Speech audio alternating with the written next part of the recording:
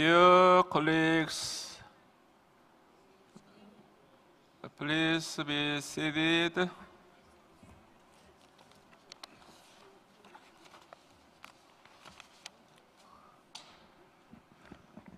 I hope that you had time to read the report by the Committee to the General Assembly on its activities from January 2016 to December 2017. Are there any comments on this report?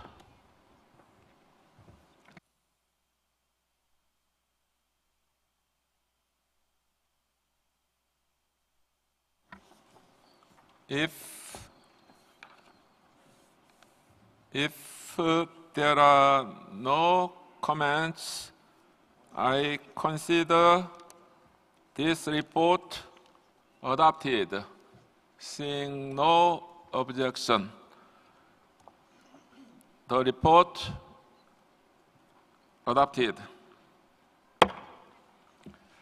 The final version will be published online by the Secretariat by the statutory deadline for the General Assembly.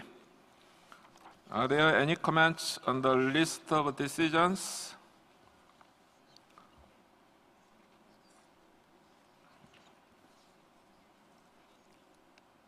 Any comments?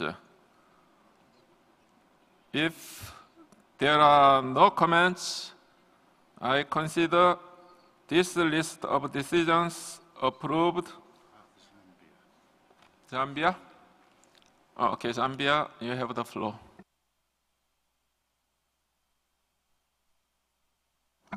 Thank you, Mr. Chairman. I initially thought maybe it may not be important, but I thought we could go to what page number is that now? Oh, there are no page numbers. Decision COM 11. D3.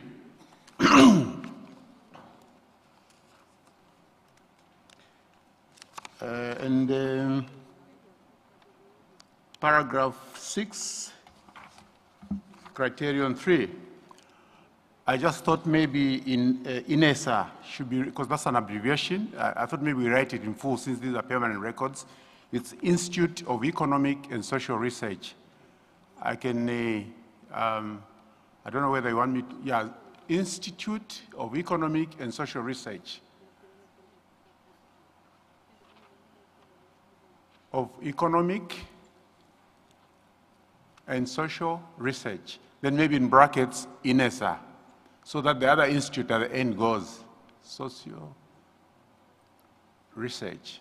Then INESA in brackets. Then the institute at the end goes. No, just the institute. Thank you. Thank you, Mr. Chairman. Yes, thank you, Zambia. I think there will be no problem. It's a cosmetic change.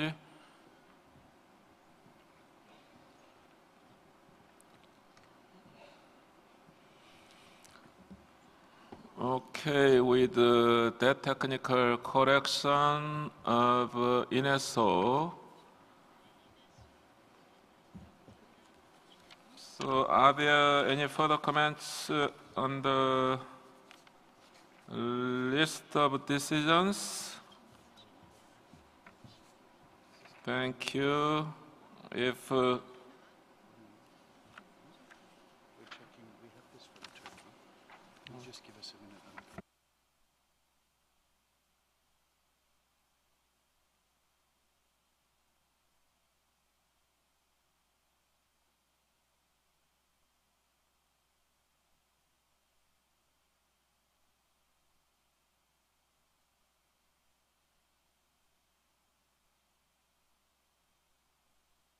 thank you for the clarification. If there are no comments, I consider this list of decisions approved subject to their linguistic revisions by the Secretariat. Their final version will be published online by the Secretariat by the end of the year. In the meantime, the version subject to linguistic revisions is published online for your reference.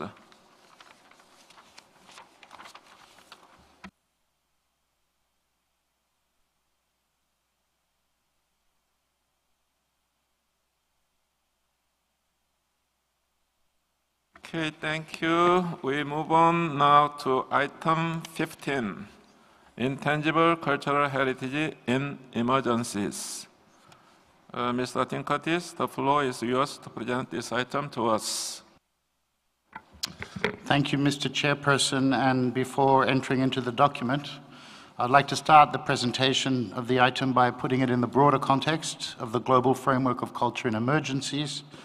As some of you will know well, the General Conference of UNESCO adopted the strategy for reinforcing UNESCO's action for the protection of culture and the promotion of cultural pluralism in the event of armed conflict at its 38th session in 2015, and followed by the action plan which was approved by the UNESCO Executive Board in May 2017. The General Conference this year, at its 39th session, adopted an addendum to the strategy concerning emergencies associated with disasters caused by natural and human-induced hazards, and made an appeal on protecting culture and promoting cultural pluralism, the key to lasting peace. Moreover, the General Conference also adopted a new cross-cutting expected result in the 39C5 entitled Culture Protected and Cultural Pluralism Promoted in Emergencies Through Better Preparedness and Response, in particular through the effective implementations of UNESCO's cultural standard-setting instruments. Hence, we now have at UNESCO a comprehensive framework for culture in emergency contexts of both conflict and natural disasters. Concerning the 2003 Convention, you will recall that the operational directives were amended by the 6th GA to include a specific chapter on ICH and sustainable development, which includes a dedicated section on peace, as well as on community-based resilience to natural disaster and climate change. And it is perhaps worth recalling the recognition made by the UN Security Council following a number of resolutions culminating with the adoption of Resolution 2347 on the destruction of cultural heritage in the event of armed conflict. This historic resolution is the first UN Security Council resolution to focus exclusively on cultural heritage. It includes specific references to UNESCO's strategy and UNESCO's role. Safeguarding culture in emergencies also contributes to the 2030 Agenda for Sustainable Development, notably by strengthening resilience in relation to SDGs 11, 13, 14, and 15 in particular, and by promoting peaceful and inclusive societies in SDG 16. Now, coming back to the specific work of the 2003 Convention on this issue.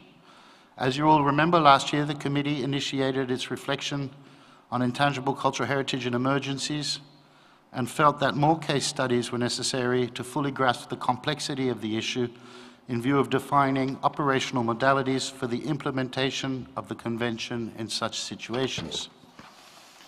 The Secretariat therefore conducted a number of activities in relation to different contexts: conflict, displacement, and natural disaster.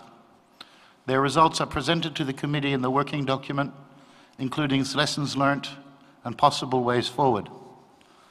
As regards conflicts, a small-scale survey was carried out on the safeguarding of intangible cultural heritage of Syrian refugees, mainly in Lebanon and Jordan, as well as some others in Egypt, France, Germany, Saudi Arabia, Syria, and Turkey. The objective of this first activity was to understand more about the dual role of intangible cultural heritage and communities in a displacement context. Based on this experience, the results of this survey being promising, we thought it would be interesting to pilot a fully fledged needs identification. So we tested this approach in the province of North Kivu in Democratic Republic of Congo, together with the UNESCO office in Kinshasa. This activity had a twofold objective. First, to assess the needs in view of defining context-based safeguarding actions for the intangible cultural heritage in North Kivu in the framework of the 2003 Convention. And second, to feed the reflection of the committee with a case study in the context of a long-standing conflict and large-scale internal displacement of populations.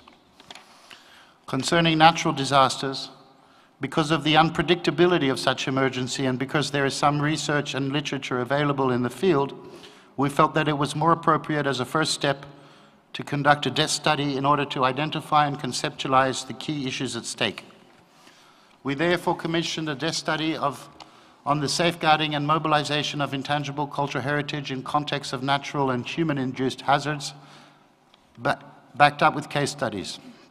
Finally, the Secretariat continued to provide dedicated support for the preparation and implementation of emergency international assistance requests. I will not enter into the details of the results of these activities, which you can find in the document, as well as in consulting the full reports which are available on the website. I would rather like to take here the opportunity to highlight a few key points which emerged. Firstly, the results of the activities confirmed, as was acknowledged last year by the committee, that intangible cultural heritage is indeed at risk in situations of emergencies, and secondly, at the same time, it can play a fundamental role towards preparedness, recovery, and resilience of communities. Another striking point is that the broad and full concept of intangible cultural heritage is not duly taken into account in situations of emergency. For example, humanitarian agencies look at some aspect of culture in terms of cultural norms and behavior. In the field of disaster risk management, local indigenous knowledge is more and more considered, but the broader concept of ICH, which encompasses practice and transmission-related issues, is not addressed. That is precisely where the 2003 Convention has its added value. There is most probably a lack of knowledge and understanding of the full concept by humanitarian and peace-building actors, as well as by the disaster risk management world. The studies mentioned in this document also clearly illustrate that communities do take action to enact their living heritage to the extent possible, but that support by the national authorities is needed by guaranteeing an enabling environment, or at the very least, not undermining communities' ability to practice their ICH. In terms of operational modalities, one lesson that can already be drawn at this stage is the usefulness of community needs-based needs identifications, and please allow me to explain what we mean here. This entails background studies, stakeholder consultations, field surveys, and a careful analysis of the results collected. So this approach requires an important preparatory phase, expertise and confidence building with those affected by crisis and disasters. And I say, therefore, that this is not about a 2-week mission from an international expert, but it requires at least 3 to 6 months to be done properly, depending on the context, of course. This approach is therefore in line with the principles of the Convention by giving a real voice to the communities and by recognizing the primary role of communities to define their intangible cultural heritage within a specific context. It is key for developing context-specific safeguarding actions that respond to the concrete needs on the ground. The Secretariat is of the view that community-based needs identifications may be considered by the Committee as one of the first ports of call when designing primary interventions to respond to emergency situations in the framework of the 2003 Convention. Hence, we would like to further roll out this approach in different contexts of emergencies, both conflict and natural disasters. Mr. Chair, I wish now to provide some feedback to the committee members on the lessons that we can draw so far from the mechanisms of the Convention dedicated to emergency, namely the emergency international assistance. Although a low number of requests for emergency international assistance have been submitted so far, it seems to be a useful mechanism for acting in emergencies while responding to the requirement for community involvement under the 2003 Convention. Of course, one needs to recognize that this is not set up as a rapid response mechanism deployable at short notice. But the UNESCO Heritage Emergency Fund provides a good complementary possibility to this end. It should be underlined that technical assistance was required or deemed necessary in all cases and was very helpful to finalize requests.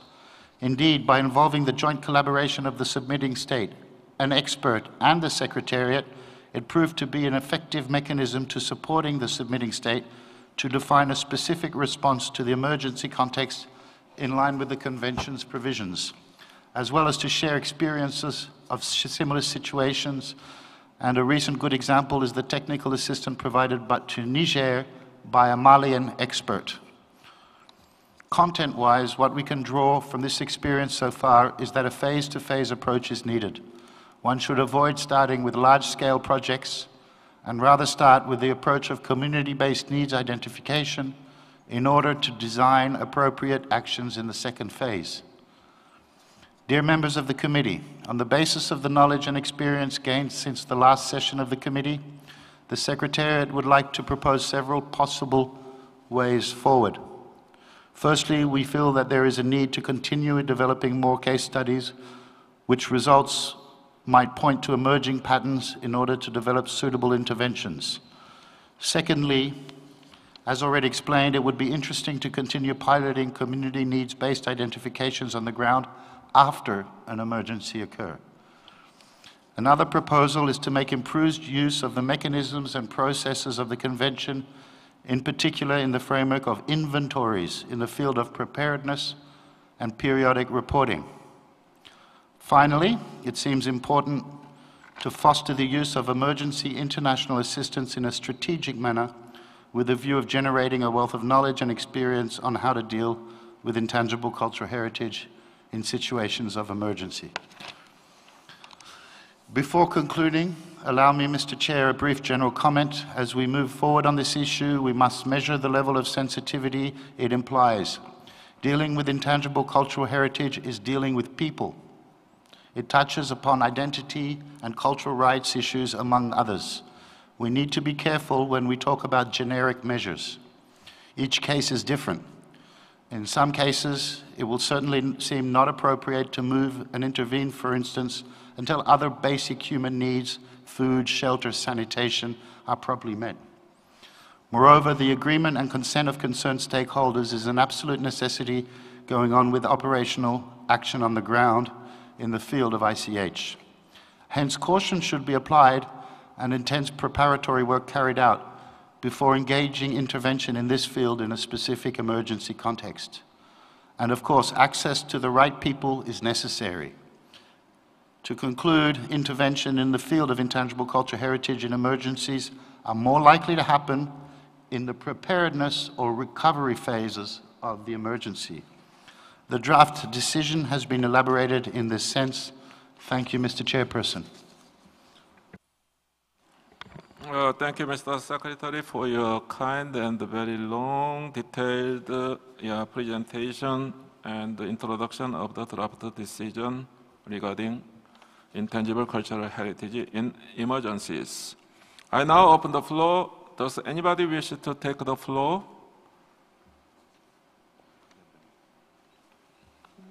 Lebanon. Merci, Monsieur le Président. En écoutant Monsieur Curtis, je me suis posé la question de savoir de quelle communauté parle-t-on. Parce que les études sur le terrain ont montré combien les communautés étaient désarticulées. Évidemment, si nous parlons des camps de réfugiés, je veux bien. Mais de ceux qui vivent dans les quartiers urbains ou qui sont dispersés dans les campagnes, etc., je ne vois pas du tout où trouver les communautés. On parle plutôt de ménages atomisés qui sont loin de leur lieu de ressourcement culturel. Donc, je pense qu'il y a à retravailler ce concept de communauté tel qu'on le trouve dans la Convention. Merci. Thank you, Lebanon. Austria, Philippines, Turkey first. Austria first. Thank you, Mr. Chair. We've read document 15 with great interest. The overview of key findings provides an insightful overview and reasons why, under the given circumstances and its various contexts, the debate on the role of ICH in emergencies such as armed conflicts and disasters caused by natural and human hazards appears essential for guiding the future work of the Convention, also with a view to achieving the goals of the 2030 Agenda. Now, with regard to disasters caused by natural hazards and the effect of climate change, we can speak from our own experience that the Convention is of seminal importance for the safeguarding of, as well the harnessing of local and traditional knowledge, also in the context of a growingly technologized nation state. Because up until today, natural hazards such as avalanches cannot be perfectly predicted or fully assessed by scientific means. And for this reason, the transmission and safeguarding of traditional knowledge and practices is all the more important. Inventorying, in our case, has provided to be a valuable mechanism in this matter, and we would also welcome more examples of good practices regarding cooperations with educational institutions. We also agree that more case studies are needed in order to identify the needs of communities, but also to raise awareness about the importance of ICH in interventions by humanitarian actors. In this regard, we would like to ask the Secretariat if additional activities are planned that aim at raising awareness of the importance of ICH in the work of humanitarian organizations. And we further noted the emphasis put on community-based needs identification as a preliminary basis when defining safeguarding measures. And in this regard, we wish to draw attention also to our ethical principles for safeguarding ICH, especially in those cases when research and data collection is carried out by non-community members. Thank you. Okay, thank you, Austria. After hearing Philippines and Turkey, I will invite the Secretariat to respond to questions. Now I give the floor to Philippines. Thank you so much, Mr. President. This is a very interesting and timely subject, given global challenges of increasing armed conflicts, climate change, and natural disasters. We thank Mr. Curtis very much for his presentation. Intangible cultural heritage is endangered by these threats, but at the same time, ICH can also be a source of community-driven disaster risk reduction, resilience, and recovery, as rightfully mentioned in the document and by Mr. Curtis. There is a wealth of potential in this field, and we welcome the Secretariat's initial desk study. We also welcome, of course, the focus on community-driven responses. Just to share, in the Philippines, we're on the front lines of climate change and extreme weather events. In 2013, we were hit by the strongest typhoon ever in world history, and 6,000 people unfortunately lost their lives in the central Philippines, and with that also their cultural heritage. So after that terrible event, communities affected did use the arts and cultural heritage to help in the healing and recovery process. And also, similarly, recently in the Philippines, we experienced a difficult armed conflict in the southern Philippines, in the city of Marawi, which is also affecting communities and their intangible cultural heritage. Thus, we feel very strongly about this item, and we'd like to see it further developed. We therefore recommend institutional linkages between UNESCO and related UN agencies, such as the UN High Commission for Refugees, the UN Office of the Coordinator for Humanitarian Affairs, and the Red Cross be explored perhaps through a workshop, bring together these various actors and of course the communities affected themselves to explore synergies and cooperation. Lastly, we also think that climate change should be a priority. So intangible cultural heritage for climate change adaptation and mitigation is a very interesting topic for the future. Funding mechanisms such as the Green Climate Fund therefore might be tapped in this regard. We have an amendment to the draft decision. Thank you very much. Thank you, Philippines. Now Turkey. Thank you, Mr. Chair. Let me thank the Secretariat for the detailed report before us. It shows that the Secretariat has been working for integrating the intangible cultural heritage in emergency situations with a comprehensive approach since the 11th session of the committee meeting in Addis Ababa. Though the item was discussed for the first time only last year, since then a number of activities have been carried out by the Secretariat to cover emergency from several fronts, ranging from situations of conflict and violent extremism to emergencies associated with disasters caused by natural and human-induced hazard. We believe that this comprehensive approach of ICH is exemplary for UNESCO when responding to emergencies. In fact, we have been addressing this issue in Turkey since 2013, specifically in relation to Syrians living in Turkey. In Turkey, the number of Syrian guests has exceeded 3 million as of 2017. Majority of these people have already moved from camps and settled in various cities of Turkey, especially in cities near the Syrian border. In the past 7 years, formal and non-formal education has been provided to the children, including the ones born in Turkey, in their native language, so that they can learn their own culture. Our NETCOM, Turkish National Commission for UNESCO, has made several field visits to these camps to meet with all relevant stakeholders. There were a number of recommendations that came out of these field visits and subsequent meetings, and they have been integrated into the work of our relevant institutions. We believe that these important experiences could be reflected in the future work of UNESCO and could contribute to the efforts to this end. And we will provide written information with regard to our experience to the Secretariat. As a result of these studies regarding the emergencies in relation to displaced persons, we have learned that we must focus on promoting enabling spaces and means that they may encourage these people to sustain their identity and belonging, to be able to educate themselves in their own language and to integrate to the society they live in. This is just the beginning of a process in UNESCO on emergency issues in the context of 2003 Convention.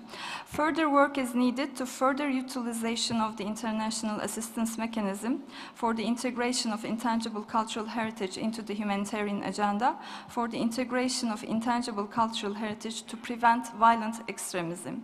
Considering our experience in this field, we are ready to support the work of UNESCO, especially with regard to emergencies associated with displaced people. Thank you very much, Mr. Chair.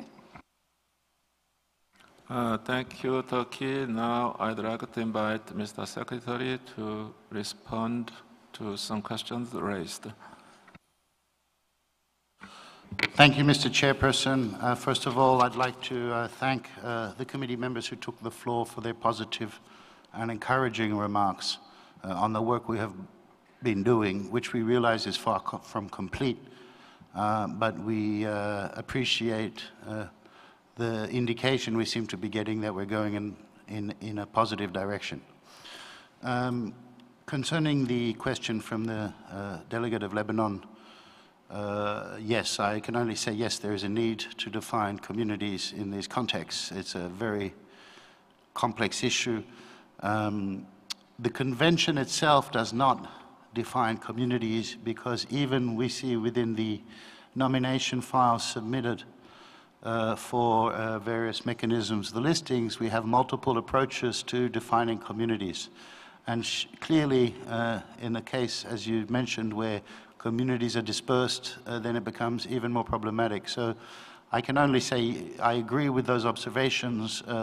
Exactly how to approach it, let's say from a perspective of policy, is something that may not be as simple as one case. And so I would invite us to reflect further on that and to keep that discussion going, but to acknowledge indeed that the way to define a community in a situation of an emergency may not be the same as when there is no emergency and the community may need some different way of being defined and approached. I can only say I concur that it's a very valid point. Concerning about raising awareness among humanitarian actors, the question from the Philippines, UNESCO has recently signed an agreement with the Red Cross. And indeed, we would be keen to sign with other UN agencies, the idea of a workshop may be interesting to do. And so there's, you know, it's a good idea. So we can look into that in our work going forward.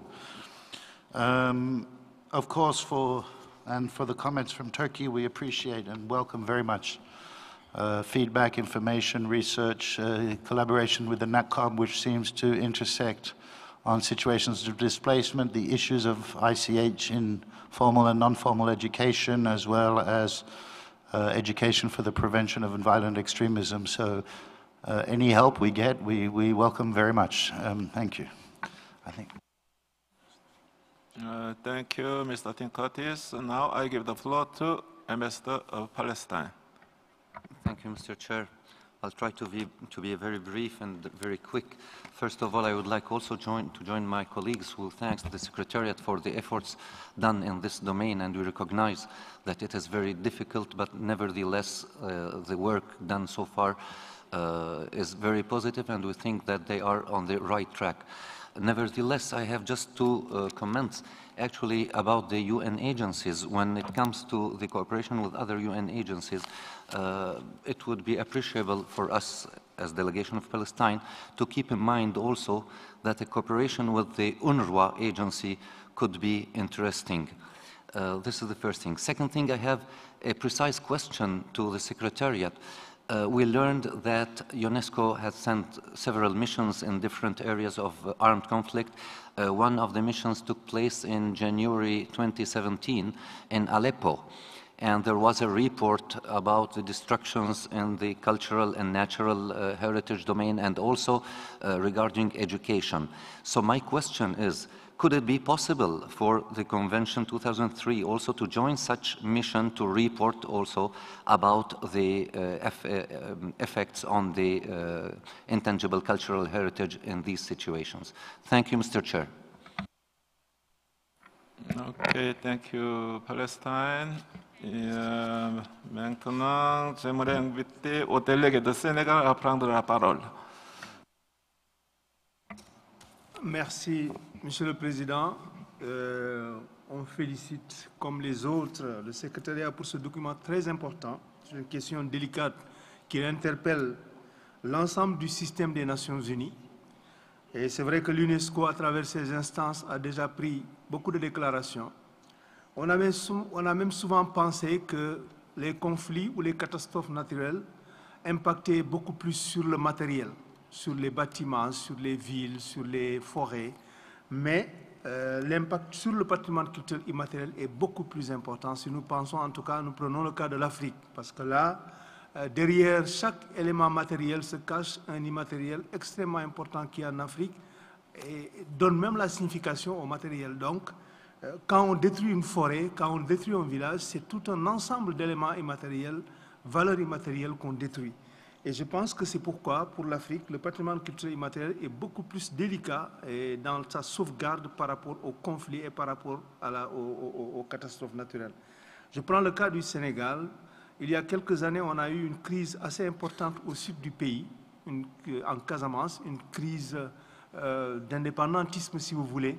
Et il y a, pour rapprocher, si vous voulez, l'État et les protagonistes, on a utilisé l'expression de la culture, parce que simplement c'était un conflit fondamentalement culturel et politique, bien sûr. Et l'expression de la parenté à plaisanterie, qui est un phénomène, une expression culturelle qui est dans toute l'Afrique de l'Ouest, qui a déjà même été classée pour le Niger sur la liste représentative, on l'a utilisé pour permettre aux CRR qui étaient cousins des Diola de la Casamance, pour faciliter les relations, pour faciliter les rapports de négociation de paix, et dans un certain sens, ça a marché.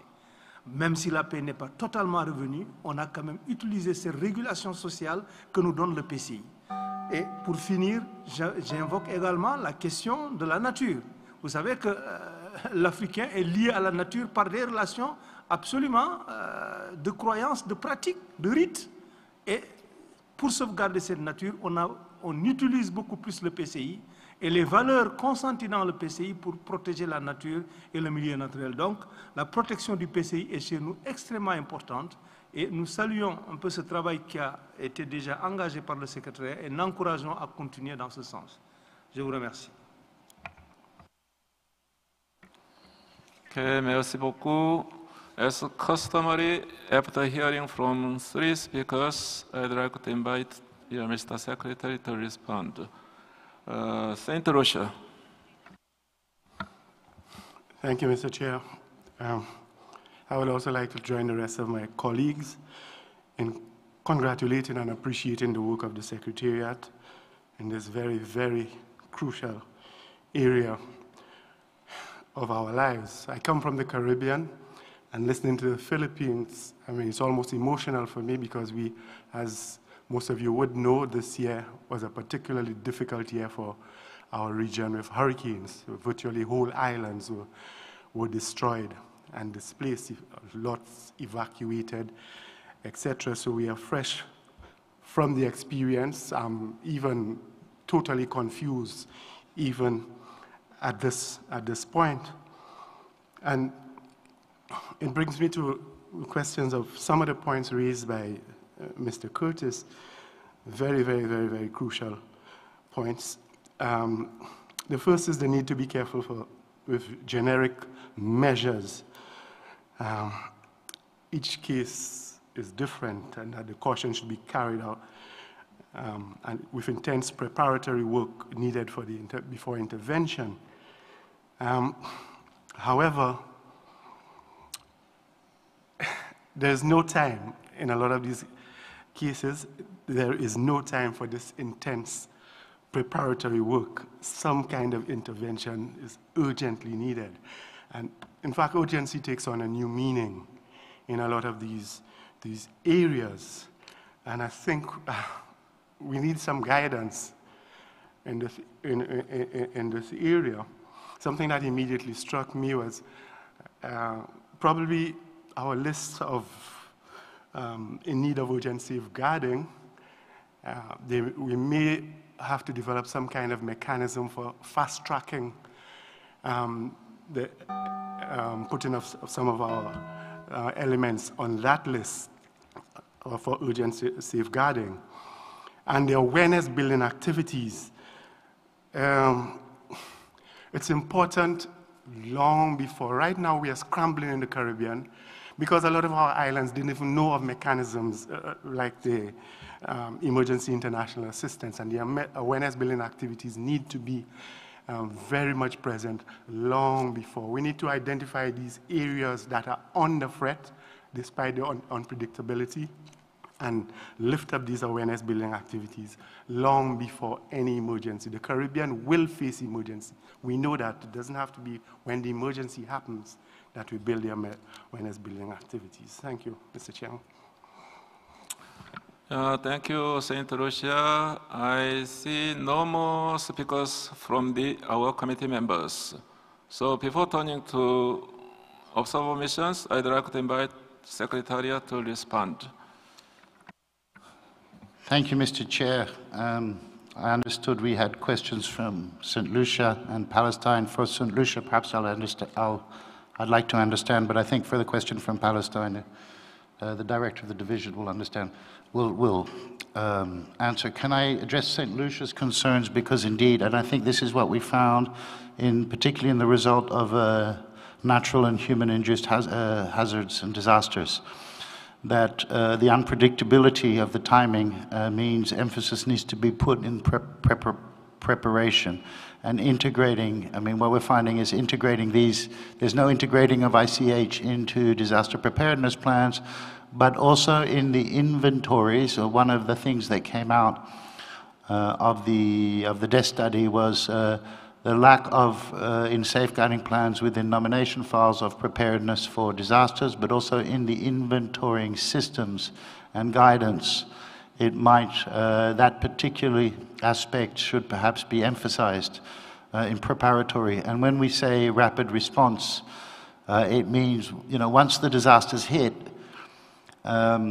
it's probably not appropriate to come in immediately and ask about ICH. You need to secure people first, but people will use ICH as they can and then understand. So but the point about including in a preparation phase and in terms of our ICH, taking recognition in things like inventory, safeguarding plans and measures and policy in terms of ICH is very valid, and I think there was references to that particularly in the desk study on natural disasters, which is online. Thank you. For the question from Palestine, I will give the floor to the Director of the Division. If the Chair, no, the Chair will give the floor, sorry, to the Director of the Division, so thank you. Okay, Director Jyoti. Thank you, Mr. Chairperson. Thank you very much for this question. Just to reflect a little bit more, when we are talking about disasters, we're looking at a variety of, that's sort of a short form for many different aspects, which includes preparedness, disaster risk reduction, loss, post-disaster recovery, reconciliation, displacement, and displaced people. So there's many, many different aspects to disasters. And so one part of the answer to the question is that what we are seeing in the report and what the research has led us to believe is the methodology that we are using, which is or most effective with ICH, is in community-based needs assessment, for instance, and also with the post-disaster recovery, which are methods of engaging with the communities. So this needs people to be able to work from within the communities, and that works very well for some aspects of these different aspects that I mentioned of disasters than others.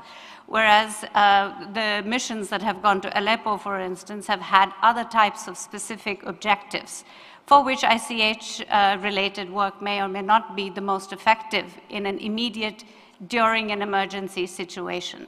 So just to, this is a long explanation to say that I think we need, of course, much more research to understand exactly the many ways in which we can engage, but that it is a complex process and that we need to be able to identify accurately where ICH can be most effectively engaged in the whole long process and the many different aspects, rather than to assume that it could be most effective at the moment of emergency. Thank you very much. Thank you, Mr. Chairperson. Thank you, Madam Director. I now give the floor to observer members. On my list, Japan, Greece, Belize, South Sudan. Please try to be as brief and to the point as possible. I give the floor to Japan. Thank you, Mr. Chair. Japan would like to introduce two research projects in relation with ICH in emerging situations. The first one, conducted by the Tokyo National Research Institute for Cultural Properties, examines the role played by ICH as a tool for resilience and recovery after the Great East Japan earthquake of March 2011. In the region devastated by the disaster, many lives were lost, and those who survived lost their homes and all their possessions. As the evacuation progressed, some people moved out of the communities and some remained. But during the time of the festivals, they were able to gather as a whole again. Evidently, ICH served as a spiritual pillar for these people in disaster-stricken communities and also became the driving force behind their recovery efforts. Through this research, we learned that we also have to protect ICH from disasters by preparing customized measures adapted to the specificities of the different forms of intangible cultural heritage, such as oral traditions, traditional arts, or crafts. In addition, we recognize the importance of creating inventories. The results of this research are compiled in a leaflet, which is available in front of the coffee table, just outside this room. The second research project that Japan would like to introduce is now being conducted by IRCI, a Category 2 center in Japan. IRCI has been engaged in two research projects, one on the theme of ICH safeguarding and natural disaster risk management, and one on post-conflict situations, focusing on the Asia-Pacific region. With regards to the study on emergency protection of ICH in conflict-affected countries, IRCI is planning to conduct pilot research activities in Sri Lanka and a few other countries, and the result will be disseminated widely. Thank you very much. Thank you, Japan. Now, Greece. Thank you, Mr. Chairperson, for giving us the floor, and since it is one of the closing discussions of this session of the committee, we would also like to congratulate you and your country, your government, for this, for hosting this meeting and making it run so smoothly. On the subject of ICH in cases of armed emergencies in general, we were impressed by the report of the Secretariat, and we would like to congratulate them for further elaborating and giving an actual roadmap for the enhancement of the value of ICH in cases of armed conflict and in averting natural disasters and risk management. On our part, in Greece, I would like to inform the body that we have been engaged with the High Commission, the UN High Commission for the Refugees, and we are trying now to formulate a program with them for dealing with the refugees in Greece, although it has to be noted that it is a very difficult exercise for lots of reasons, and some of them were mentioned by the distinguished delegate of Lebanon and the Secretary, but for one more reason, that in Greece the refugees do not stay for long. Anyway, the UN, the representatives of the High Commission of UN in Greece do believe that there is a lot of potential in exploring this and in making the refugees that are even temporarily in camps, this issue can enable them to build some sort of cohesiveness again, to bring some sort of cohesiveness again into their lives. On the other subject, I would beg your tolerance for a few seconds. On the other issue of making use of ICH in cases of averting or preventing natural disasters, I'm glad to inform you that we are working very close with communities that practice stone masonry, dry stone masonry, and it has been proven that the continuation of this practice really saves the environment and the land from many disasters like floods or desertification of the land. And thank you very much for giving us the time, and congratulations for your work. And I'm sure next time we will have a lot more to discuss on this issue. Thank you. Thank you, Greece. Now, distinguished delegate of Belize. Good afternoon, Chair. Thank you for the opportunity to speak. And let me also use the opportunity to congratulate you and the people and government of South Korea for the excellent hosting of this intergovernmental meeting. With respect to the report by the Secretariat, we'd like to congratulate the Secretariat for the development of this report, and in particular we commend the approach that is proposed, the community-based needs identification approach. While I support the view that the mechanism for international assistance in instances of emergency is not to be deployed strictly as a rapid response mechanism, but rather to be deployed only after an adequate needs-based assessment has been conducted and a plan has been developed in support of communities. There are two things that come to mind, and one is that this is perhaps an opportunity for an integrated approach among UN agencies and conventions in times of disaster, and two, it is also that perhaps in the long run there will arise a need to discuss how to deal with some of the immediate needs that arise in the aftermath of disaster with respect to ICH.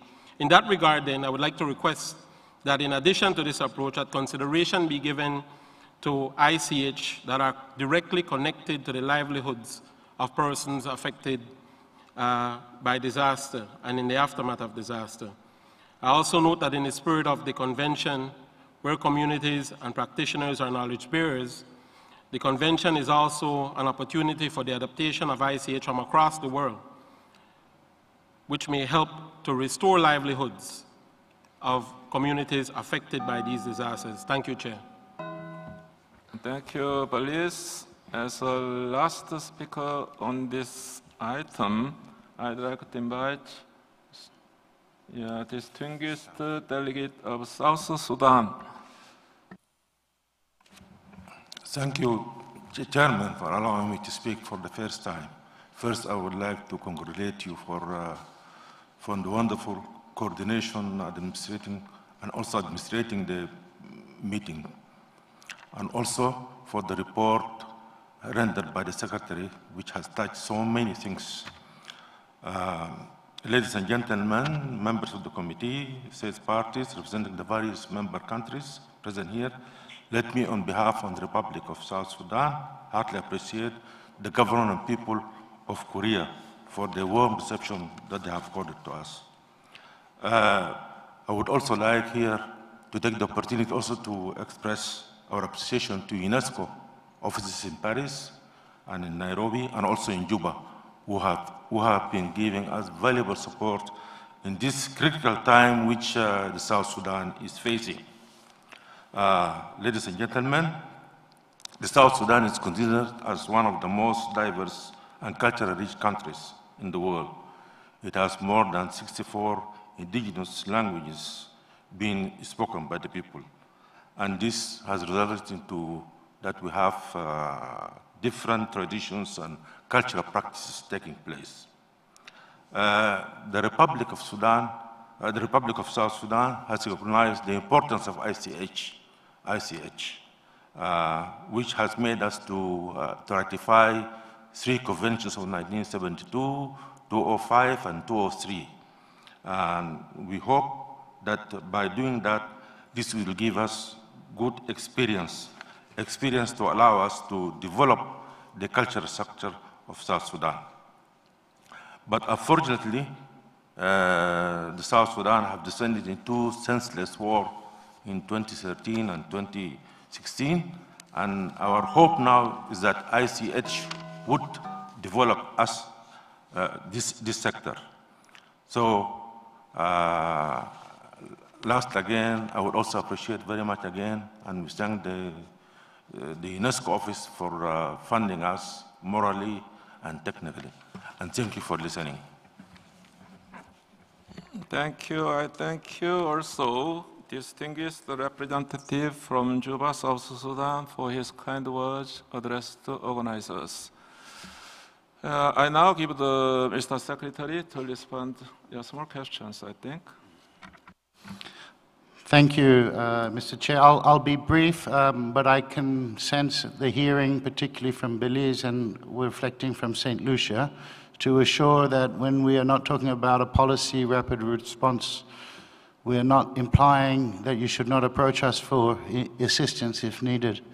In the context of recent activities, we are, of course, we welcome you. There are mechanisms in the Convention. We ask that. We are talking, in a sense, about not defining strategic approaches without understanding the context properly in a rapid and generic way.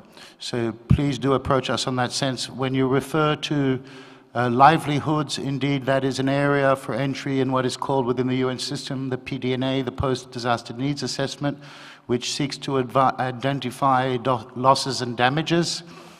And if I remember my training correctly, damages being the physical damage and losses being income or livelihoods that are lost. And in that context, things are defined within a monetary term, and identifying ICH in that aspect is indeed something we should be working towards and would address that concern.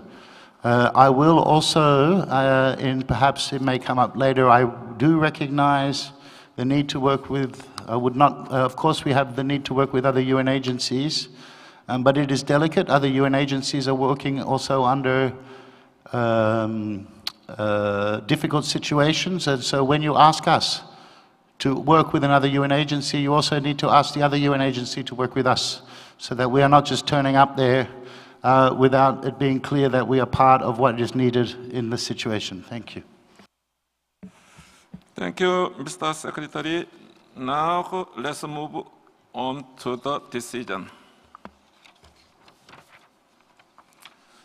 Please refer to document ITH/17/12.com/15 and its draft decision in para 26. We can see it on screens. We have a number of proposed amendments.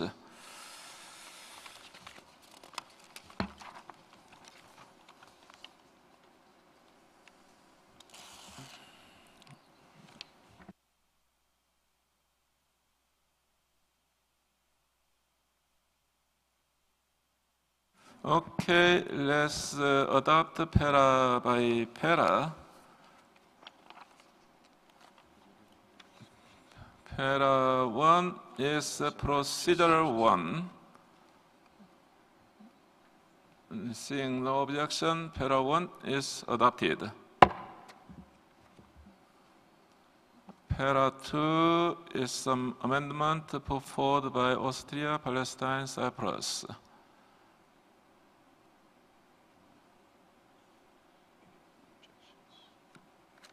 Okay. No objections, no further comments. Para 2 is adopted. Para 3 also put forward by Austria, Palestine, Cyprus. It's, I think, some kind of cosmetic change, procedural one. Seeing no objections, para 3 adopted. Para 4, including inter alia armed conflict and disasters by natural human induced hazard. I see no objections. So para 4 adopted. Para 5 in original language. Seeing no objections, para 5 adopted. Para 6 amendment put forward by Philippines, Hungary, Palestine, including by exploring linkages and cooperation with the relevant United Nations and international bodies. I see none. Para 6 adopted. Para 7, and at the end of the para, Austria, Palestine, Cyprus, and Colombia, as well as exploring and informing on further methodological approaches, I think well discussed. Seeing no objection, para 7 adopted. Para 8 and para 9 in original text language. And para 8 and 9 as a whole adopted. Para 10, para 9 also adopted. Para 10 also original formulation. Para 10 adopted.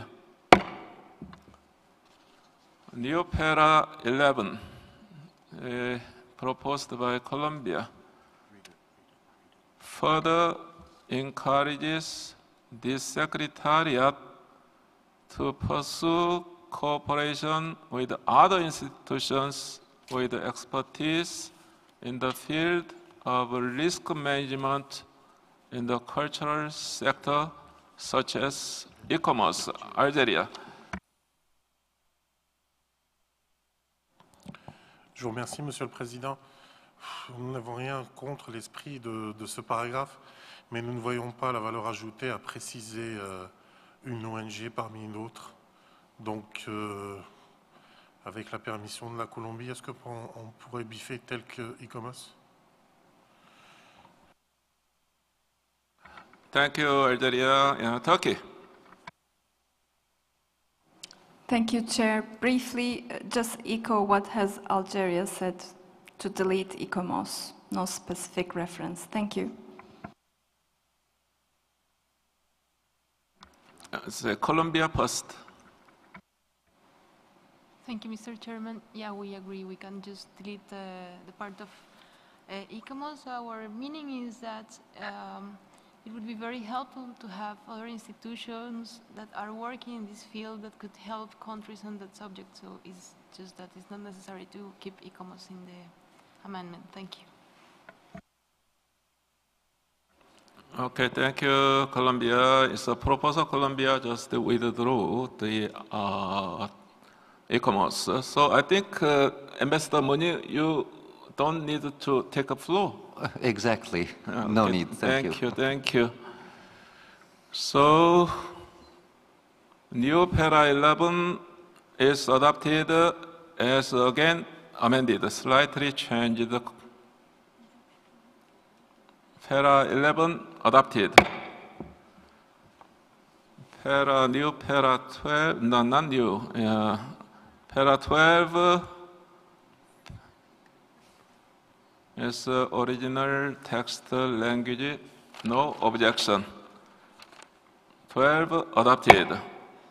13 also,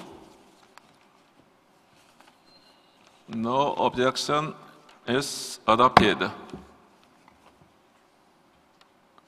Can I take it that our committee members has decided to adopt draft decision?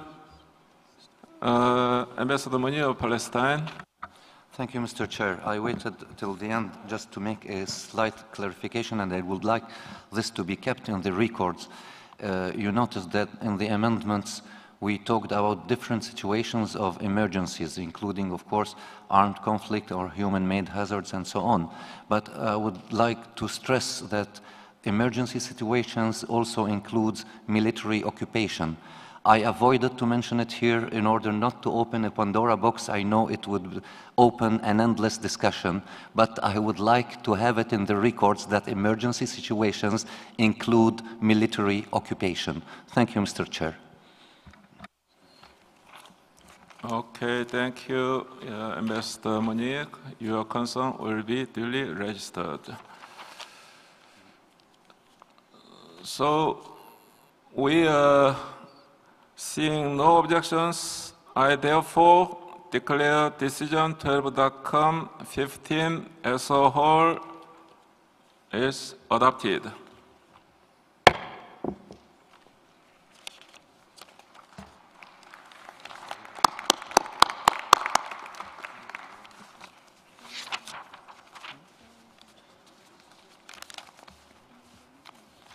Two more.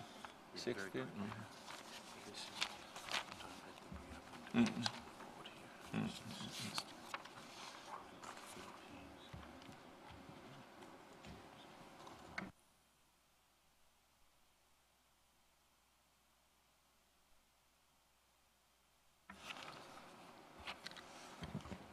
Okay, dear colleagues, we can now move to item 16, follow-up to the recommendations of the External Auditor's Report on the governance of UNESCO and the dependent funds, programs, and entities, document 30AC/23.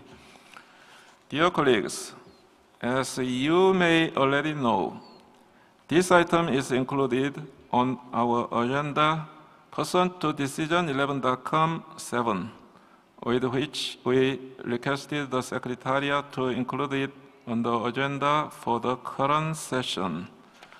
Let me give the floor to Mr. Curtis, who will provide us with more information in relation to this item. Thank you, Mr. Chairperson, and I'll try to be as brief as possible.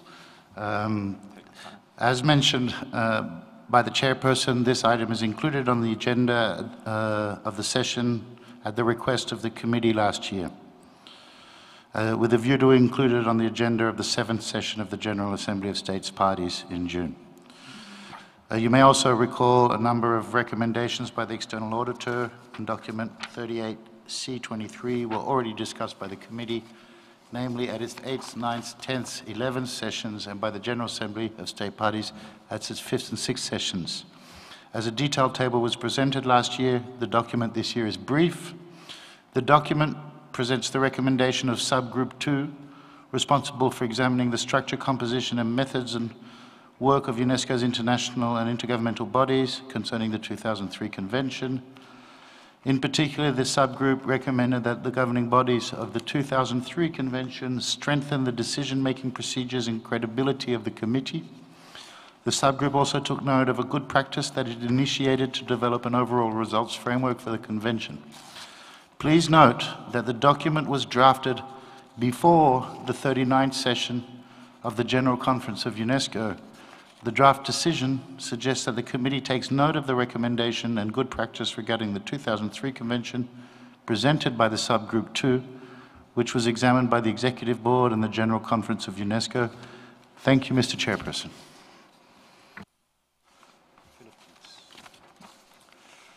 Thank you, Mr. Secretary, for this very useful information. I will now open the floor. I recognize the distinguished delegate from Philippines.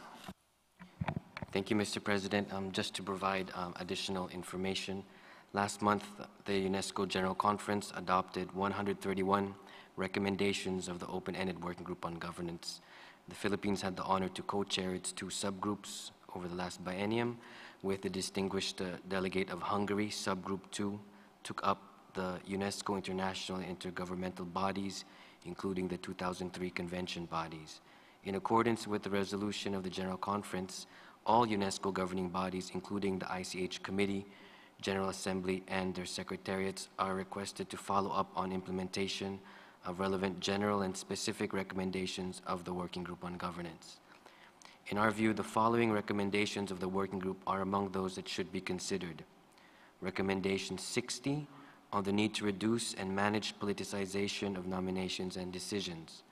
61 and 62 on effective information dissemination and documentation. 64 on open-ended informal consultations on draft decisions. Numbers 66 to 72 on clarifying and harmonizing the role of bureaus and responsibilities of bureau members, including timely dissemination of reports of meetings and reinforcing their intergovernmental nature and transparency.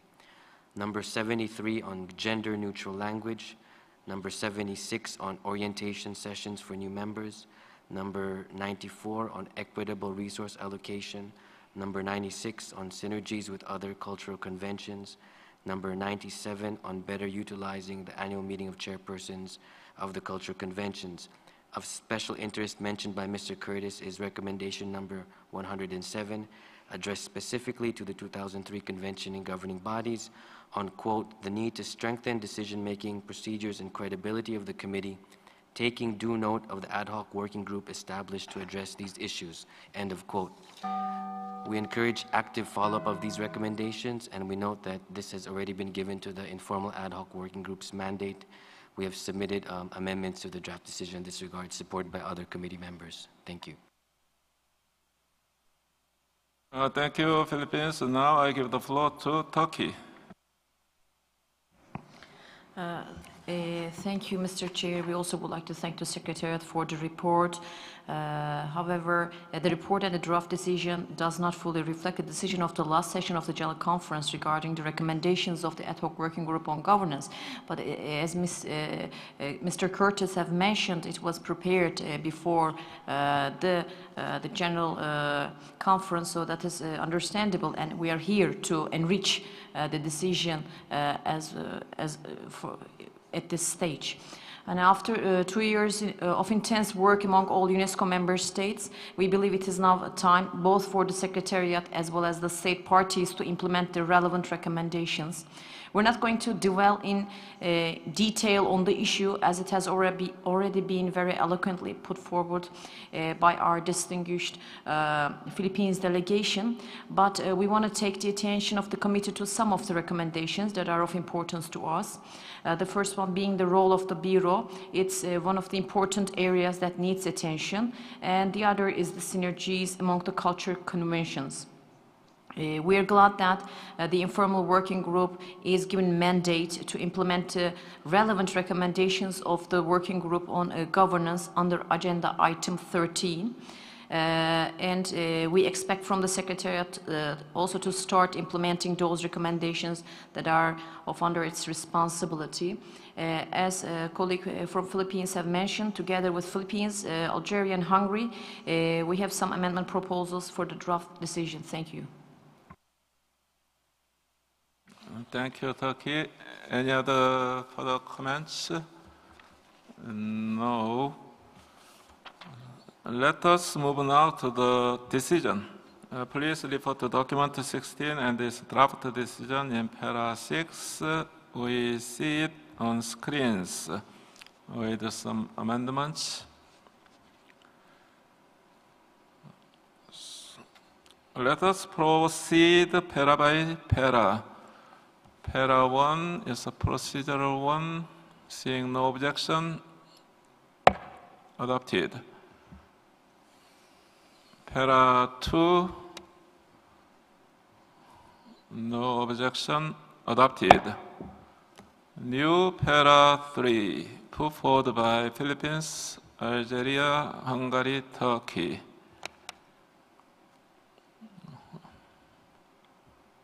Welcoming the adoption by the UNESCO General Conference at this 39th session of the recommendations of the open-ended working group on the governance, procedure, and the methods of work of the governing bodies of UNESCO. Seeing no objection,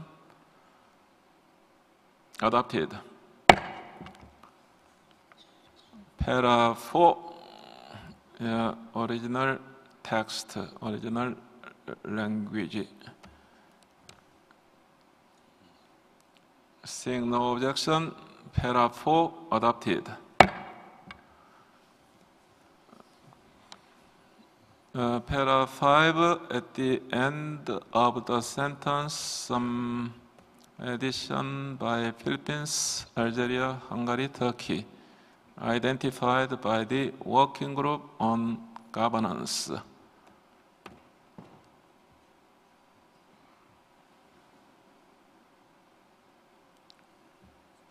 Any comments or questions, objections? No. Para 5 is adopted as amended. New para 6 by Philippines, Algeria, Hungary, Turkey. Invite the Secretariat to implement relevant recommendations of the working group on governance. Secretariat, no problem. No objections. So new para 6 adopted. New para 7 by same proposals. Invite the Bureau to conduct its work in accordance with the guiding principles and the responsibilities of representatives of electoral groups in bureaus, annexed as Appendix 2 in the recommendations of the open-ended working group on governance, adopted at the 39th session of the General Conference. Para 7, adopted. Para 8, I don't know when and where is Turkey, Philippines, Algeria, Hungary have met and have discussed and have produced such a nice paras together. Invites also the informal ad hoc working group to take up relevant recommendations of the working group on governance that may require further discussion before appropriate implementation, such as on the role of the Bureau. Okay, Algeria. Just a slight amendment, Mr. President. Tout à l'heure, je pense qu'on a mis open-ended au nom du groupe informel. C'est juste pour être... je pense que la Hongrie avait présenté un amendement pour changer le nom du groupe informel ad hoc en disant open-ended, je pense.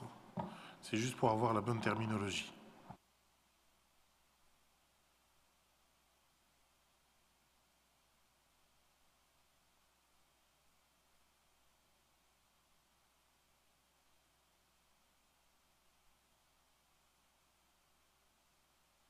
Para 7 was from the earlier previous paras also.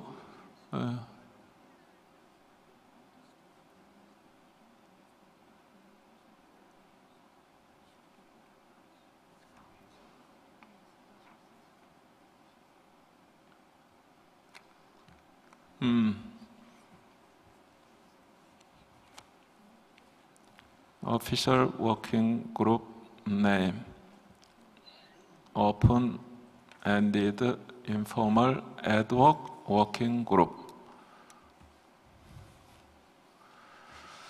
Okay, Hungary. Thank you very much, Mr. Chair. I'm asking also as a rapporteur which language fait foi, which language is the authoritative. I'm following the English. The English seems to be following what the distinguished delegate from Algeria says, but I'm not sure that the French is following up on that as well. Thank you. Secretariat assured us that a little later, automatically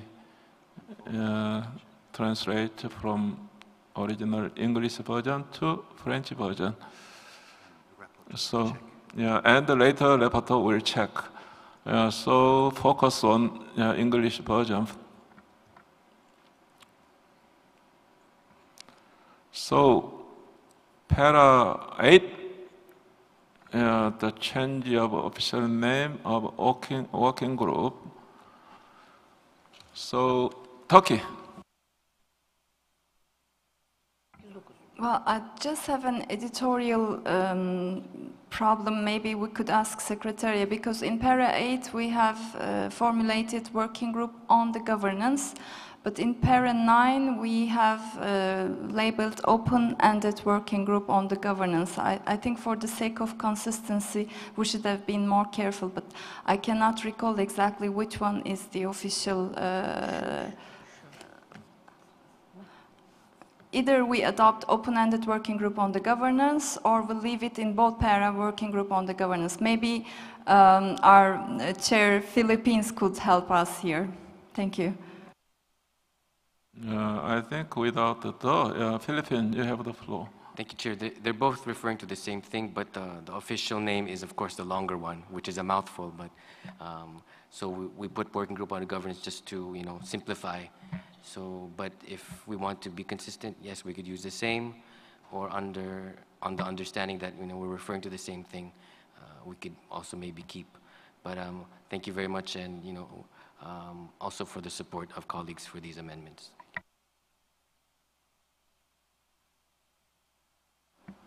Okay, so with that clarification by Philippines, every committee member can agree on new para 8 and 9. 8 first.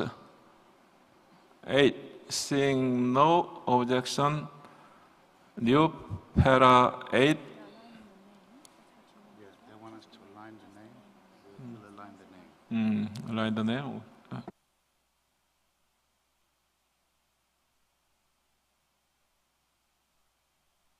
Okay, 8, para 8 is adopted. Para 9.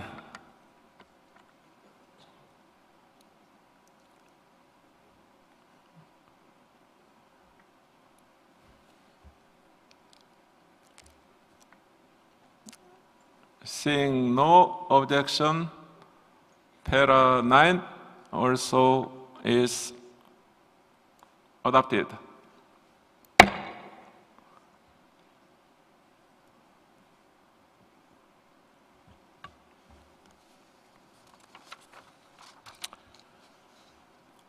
We have now adopted each of the paras, and we need to adopt the decision as a whole. Seeing no objection, I therefore declare decision 12.com/16 adopted as amended.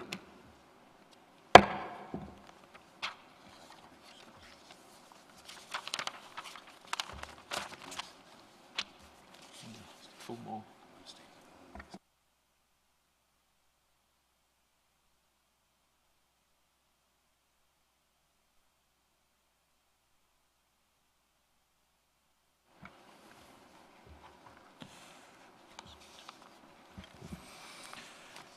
Dear colleagues, I'd like to propose that we move now on to the examination item 21, other business. Do you have any issues you wish to discuss under this item?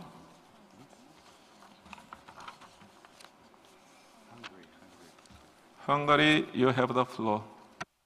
Thank you very much, Mr. Chair. The Hungarian delegation has tabled an amendment under this agenda item, under business. May I, with your permission, ask that the amendment be tabled so that I can more quickly give the rationale behind the text, if that is acceptable to save time? Mr. Chair, can we proceed in this manner?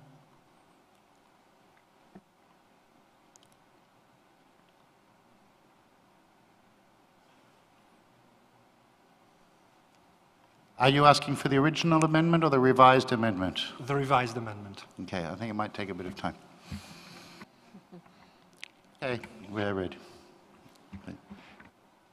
But maybe by way of introduction, I would say that the reason why we are proposing this amendment at this stage is because we see this as a cross-cutting issue that relates to several agenda items that have been discussed during this week, namely and in particular 5B, 8A, 9, 11C, 11D, 14, and the just recently discussed 15. Now I see the text on the screen. So the text reads as invites the Secretariat to prepare a report on the use of international assistance mechanism and capacity building programs in relation to elements on the list of intangible cultural heritage in need of urgent safeguarding, as well as to explore further possibilities for utilizing these in order to safeguard elements on the list of intangible cultural heritage in need of urgent safeguarding, considering also the communication of the Convention. So already from the text you see that actually it touches upon the IA mechanism, the capacity building program, the safeguard, and most importantly, the safeguarding of elements on the list of urgent safeguarding list. We see this really as a cross-cutting issue, and we are proposing this overview of the current situation in order to enable the committee to have a better overview of the situation and maybe to explore further possibilities in this regard and to feed the further reflection of all these interrelated issues. Thank you very much, Mr. Chair.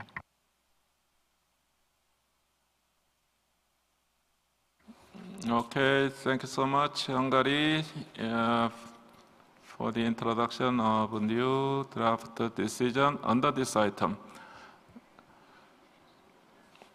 Yeah, I think we'd better proceed to the adoption of this draft decision.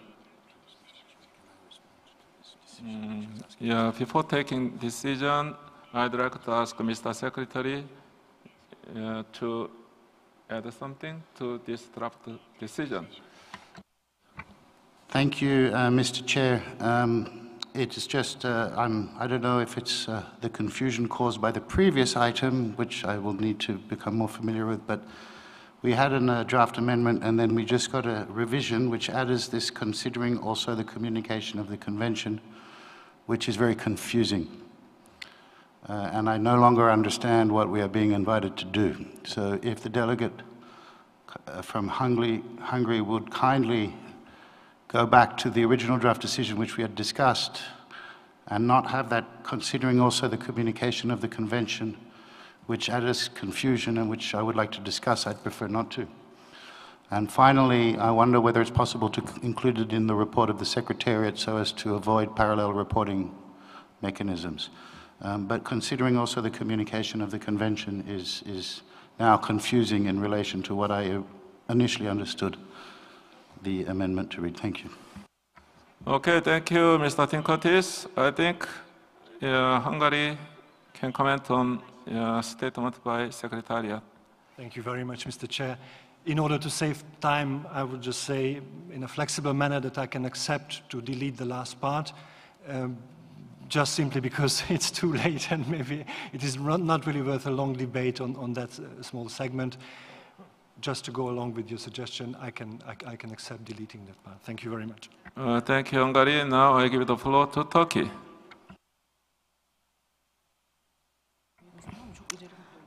Thank you, Mr.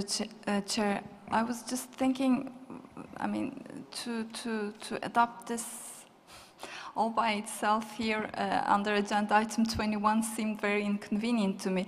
I mean, I'm just asking the Secretariat and the members of the committee, would it be maybe possible to reflect it in the relevant agenda item, which I believe was 7? I mean, I know that we already adopted, but is there any way that we could just do it for an exceptional basis maybe?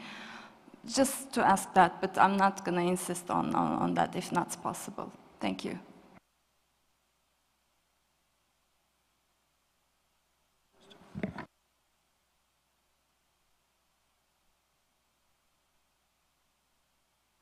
Algérie. Effectivement, Monsieur le Président, cet amendement a l'air un peu isolé, là, un peu orphelin, tout seul, avec juste un seul paragraphe qui invite le secrétariat. Et c'est juste une question de forme, on n'a pas l'habitude de ce type d'amendement tout seul et scellé. Peut-être sur une base exceptionnelle pourrons-nous, comme l'a suggéré la Turquie, de l'intégrer dans une décision plus appropriée.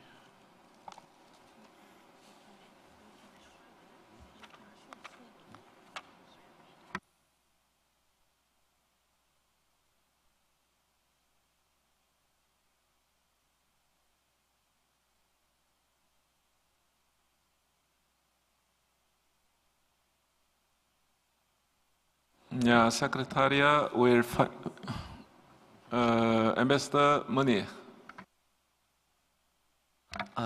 Actually, I have no problem with the idea. I understand the idea of our colleague from Hungary, but I want to ask him a question. He is inviting the Secretariat to prepare another report, or he's inviting the Secretariat to include in its report the use of international and so on for the elements in need of urgent safeguarding. So it's a question, maybe he can clarify it. Thank you, Mr. Chair. Philippines. Thank you, Chair. We'd also be happy to listen to the response of Hungary on this. We have no problem with the idea. I think there's two basic options. As Turkey and Algeria have motioned, we could reopen the decision if that's what the committee wishes, or we could leave it here and do something as suggested by Palestine in a way to include this in the report on the relevant item, which in our view maybe would be 8A in our agenda of this meeting. So I think there's two options at the time, but we leave it in your good hands to decide. Thank you.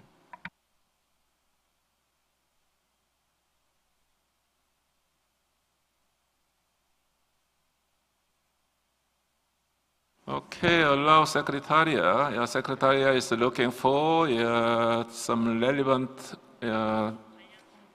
items. Thank you. We're just having a quick look to perhaps try to help with this. Item 7, as was suggested by Turkey, is mainly financial reporting, whereas this seems to be a more substantive reporting. Perhaps it could be an annex to the report of the Secretariat or part of the report of the Secretariat, in which case it would come under 5B. And then if we put it in the report of the Secretariat, it allows us to cover any part financially where or how we're going to do this study. So that gives us the flexibility to find a place for it when we do it, and then report on it within the report of the Secretariat. And indeed, we would prefer to avoid extra reporting processes. Thank you. Turkey. Thank you. After listening to Mr. Curtis, I think we would also feel that we should reflect it in the report of the Secretary under relevant item. Because having second thoughts, we should not be opening the decisions adopted. So I think that will be the best way to approach this issue. Thank you. Okay, thank you, Turkey. I think it's originally the proposal. The Hungary's opinion is very important. So I give the floor to Hungary. Thank you very much, Mr. Chair, and I thank those delegations who have asked the question about the time frame of this report. Our understanding is that this report is not part of the yearly report or the year and a half report of the Secretariat. So the report should not only cover the period from January until the next committee session, but it should cover the whole lifespan of the urgent safeguarding list. So all ever since we have inscribed element on the USL list, we would like a report that gives us an overview of the situation. To what extent elements on that list have benefited from international assistance requests, to what extent capacity building have been used for their safeguarding, and explore further possibilities in this sense. So this is why it is meant to be a report and not the part of the yearly report of the Secretariat. But if the Secretary says that it could still be an annex to the yearly report, that's fine. It's just important that it be a much longer time span. Thank you. Okay, thank you, Hungary. Yeah, Secretariat has no problem with your proposal, your comment. You want to comment? Just to clarify, we will produce a report on this issue, included as an annex to the Secretariat's report. It will not cover only the yearly activities. That is understood. Perhaps we can, do we need to reword as an annex to the Secretariat's report, just at the ad? And we'll put the words as an annex. Does that work? Or? Okay. It's on the record. We'll keep it and we'll come back. And I think it's clear. Thank you. Okay, dear colleagues, now we have to proceed to adoption of draft decision 12.com 21 with the form of annex of Secretary report.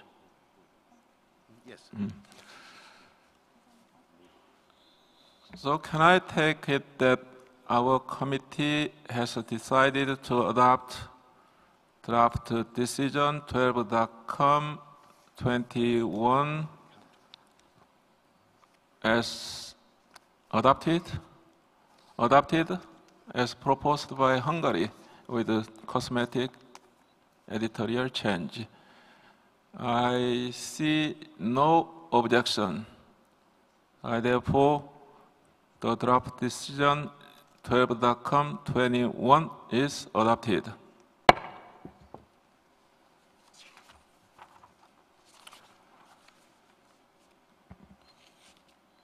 Any other matters under this item?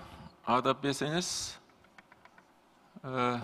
Nassim Mohammed of Algeria? Nothing? You asked that had a Jeju, we can find some fuku or puffer fish in Korean burger. We don't have. Vous m'aviez dit que c'était pas la saison, Monsieur le Président. Donc nous en profiterons une prochaine fois quand nous serons sur cette belle terre de Corée. Prochainement. Ok, Sénégal.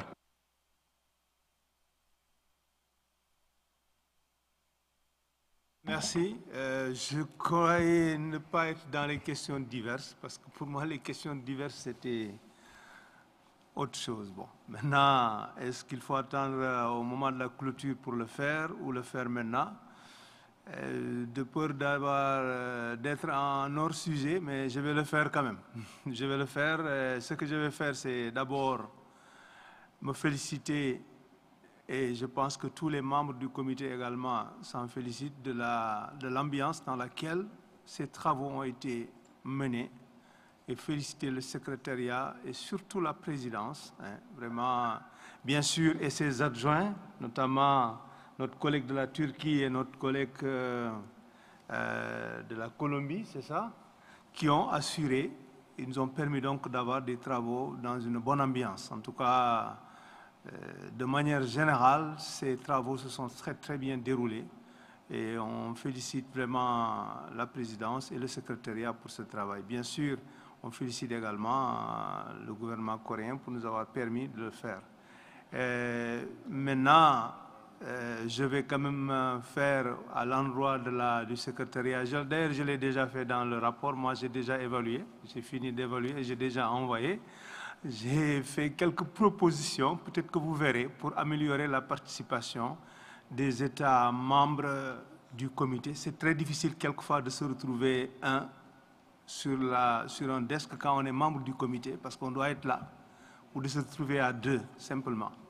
Ça pose problème. Vous comprenez par où je veux venir. Si certaines délégations peuvent venir à 5 ou 6, tant mieux.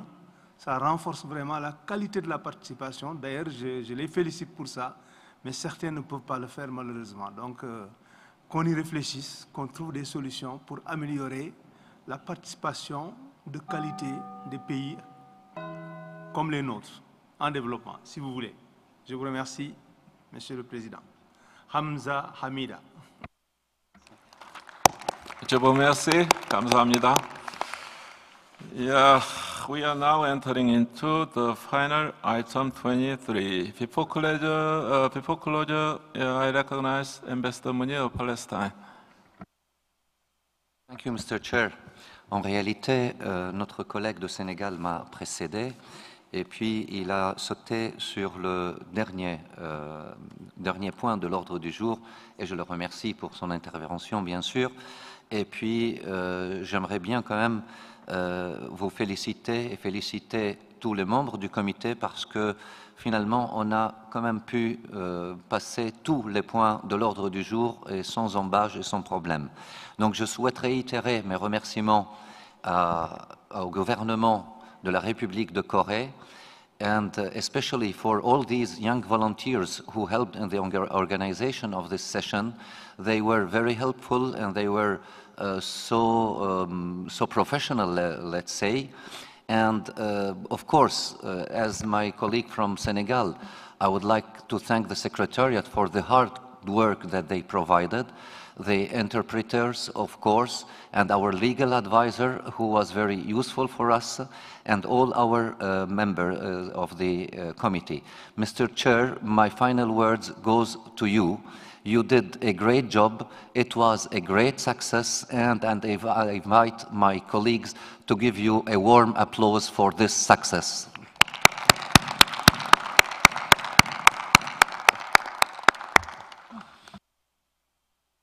Thank you, Palestine. Now, Turkey.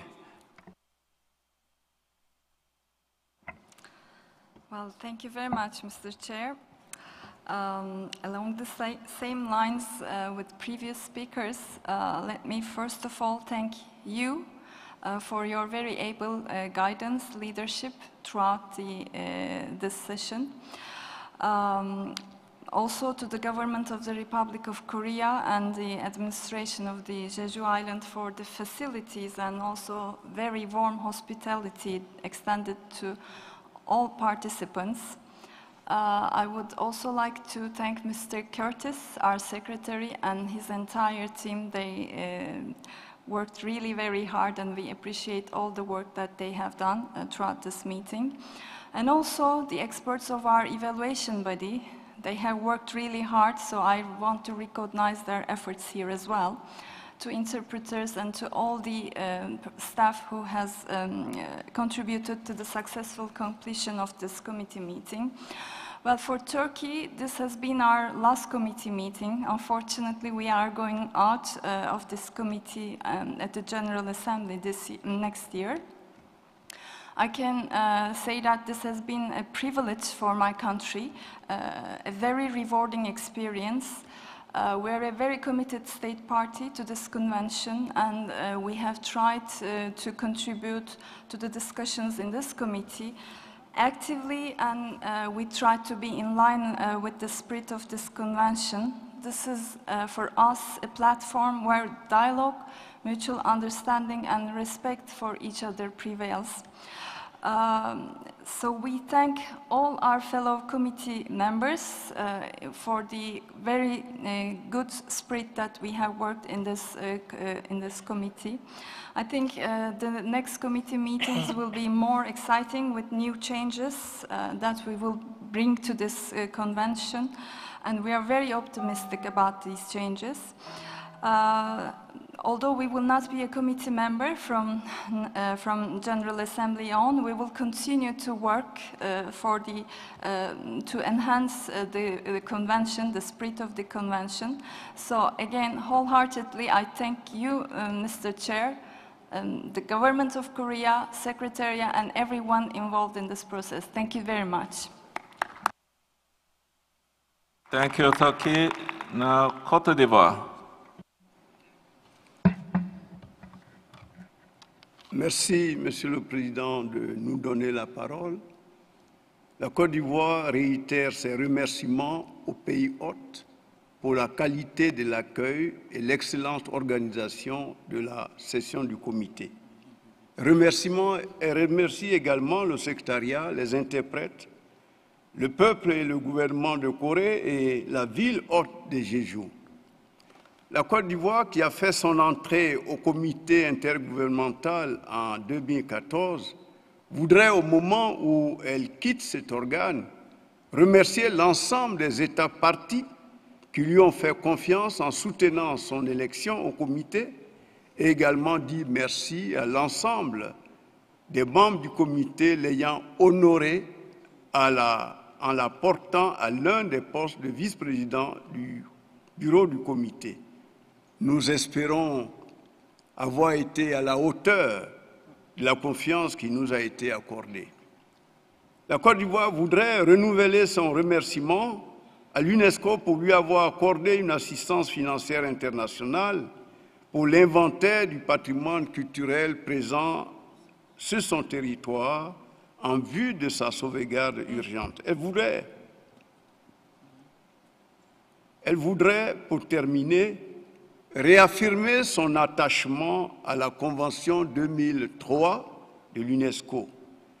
Elle ne ménagera aucun effort pour poursuivre la mise en œuvre de cet instrument qu'elle considère pour sa part comme un lieu de dialogue des cultures et d'enrichissement mutuel.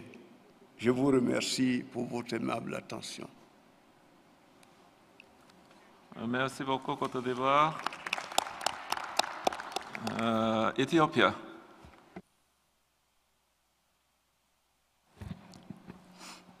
Thank you, Mr. Chair, for the floor. I'm also along with the same line to the previous speakers. Well, this August meeting, which have started with the very warm welcome of Korean authorities and people, have had fruitful deliberations over the last week. It has all been very successful. In a way, the meeting has been guided in the framework of the spirits of the convention and established principles. So many agenda items had been discussed, and the deliberations not only had helped us make responsible decisions, but also truly gave us all respective lessons to contrast and benchmark practices, thoughts, and experiences to our realities at home with regards to safeguarding the intangible heritage of communities. It has been very instrumental, and so much my delegation has learned. I would like this wish to thank you, Mr. Chair, for your excellent guidance. Wish to thank again the people and government of the Republic of Korea I also wish to thank and appreciate the excellent work demonstrated by the Secretariat, as usual, in the evaluation body, all the delegates, and last but not least, all the support staff and volunteers which have worked tirelessly to meet our expectations. Thank you very much indeed, and I look forward to see you all again in Mauritius. Hamza Hamida, if I am not mistaken. Thank you. Thank you, Ethiopia, and Director General Jonas. You now became former chairman.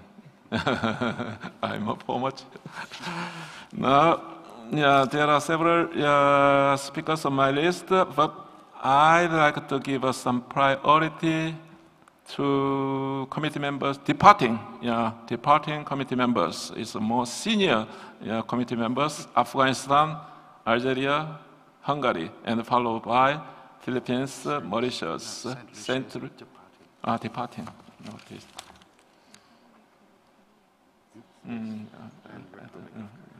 As a last speaker. So, Afghanistan. Merci, Monsieur le Président.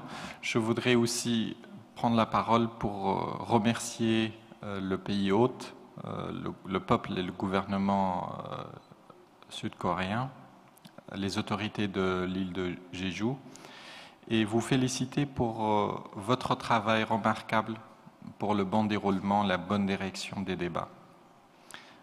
Je voudrais aussi remercier le secrétariat pour le soutien indéfectible et de grande qualité que le secrétaire et tous ses collaborateurs ont apporté pour accompagner votre travail et rendre possible le succès des débats.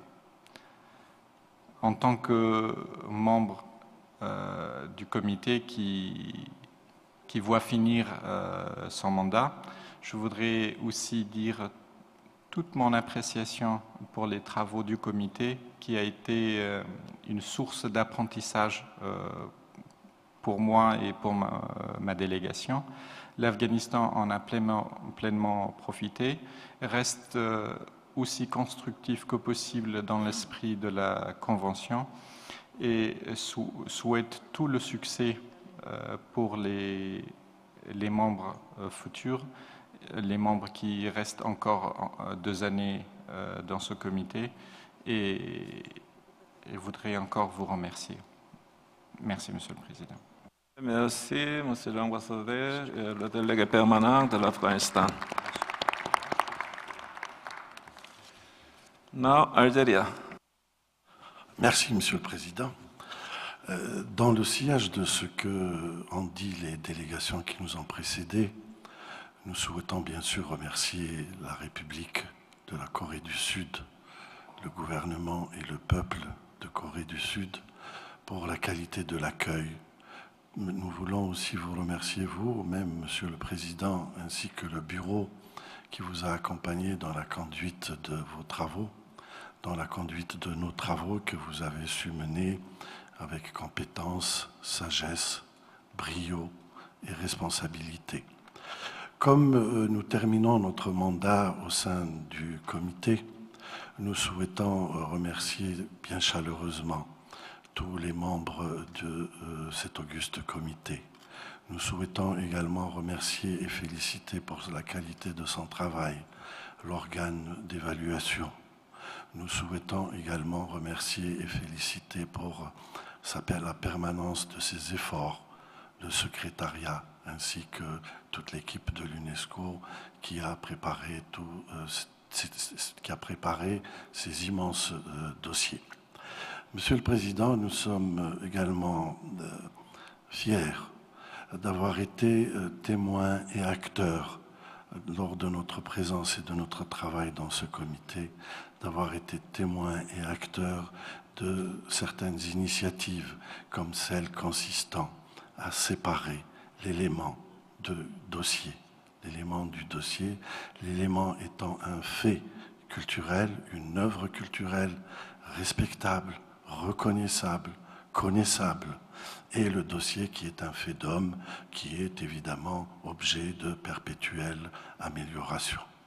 nous sommes fiers d'avoir servi cette idée et nous avons eu le privilège d'avoir participé de manière permanente depuis l'élaboration de cette convention. D'abord comme pays ayant ratifié comme premier État au monde cette convention, nous avons eu le privilège de participer à l'élaboration de ce qu'il est convenu d'appeler le génome patrimonial de l'humanité. Je vous remercie, Monsieur le Président. OK. Monsieur le Président, juste un mot pour dire que vous allez tous nous manquer. Au revoir. OK, je vous remercie beaucoup, l'Algérie. I now give the floor to Hungary. Thank you very much, Mr. Chair. My delegation would warmly like to thank the authorities of the Republic of Korea, including those of Jeju Island, an island of sky, sea, mountains, and tangerines, for a committee meeting that was highly successful. We would like to congratulate you personally on your able and successful chairmanship, Mr. Chair. I would also like to thank fellow delegates for their constructive work and sense of compromise.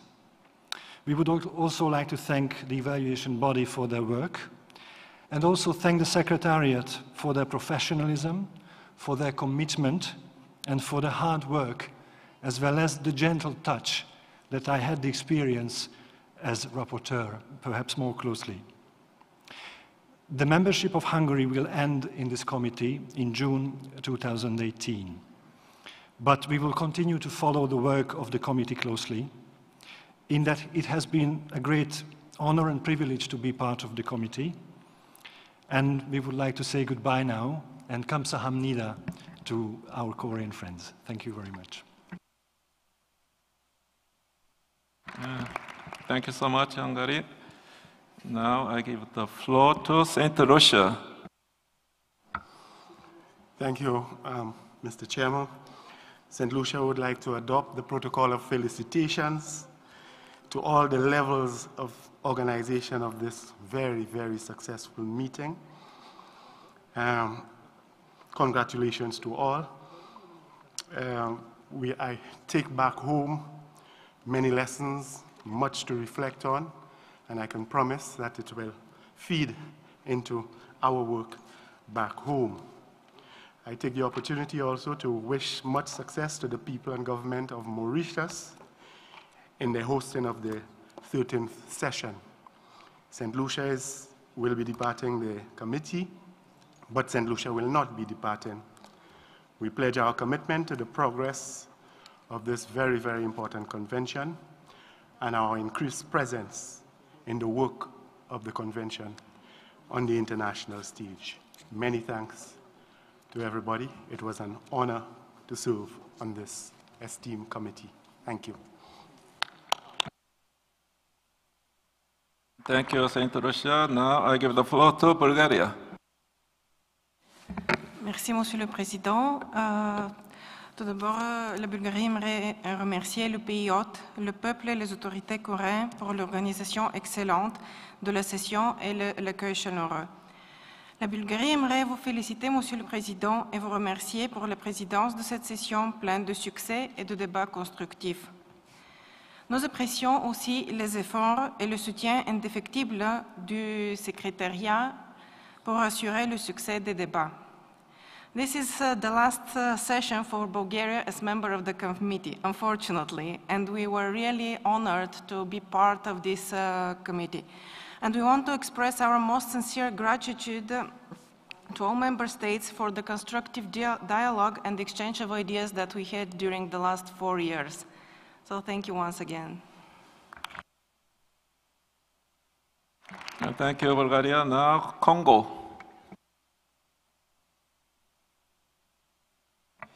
Merci, Monsieur le Président. À l'instar des autres membres du comité qui m'ont précédé, le Congo manifeste sa profonde gratitude à l'endroit du peuple de la République de Corée pour avoir accordé l'occasion d'abriter la présente session. Aussi, il adresse les vives félicitations à Monsieur le Président, le secrétariat, les membres du bureau, ainsi que l'organe d'évaluation qui a vraiment été à la hauteur dans la gestion des dossiers qui lui ont été soumis. De même, son attention va aussi à l'endroit de toute l'équipe de la Convention qui a œuvré pour le succès de la présente session. Encore une fois, merci, Monsieur le Président.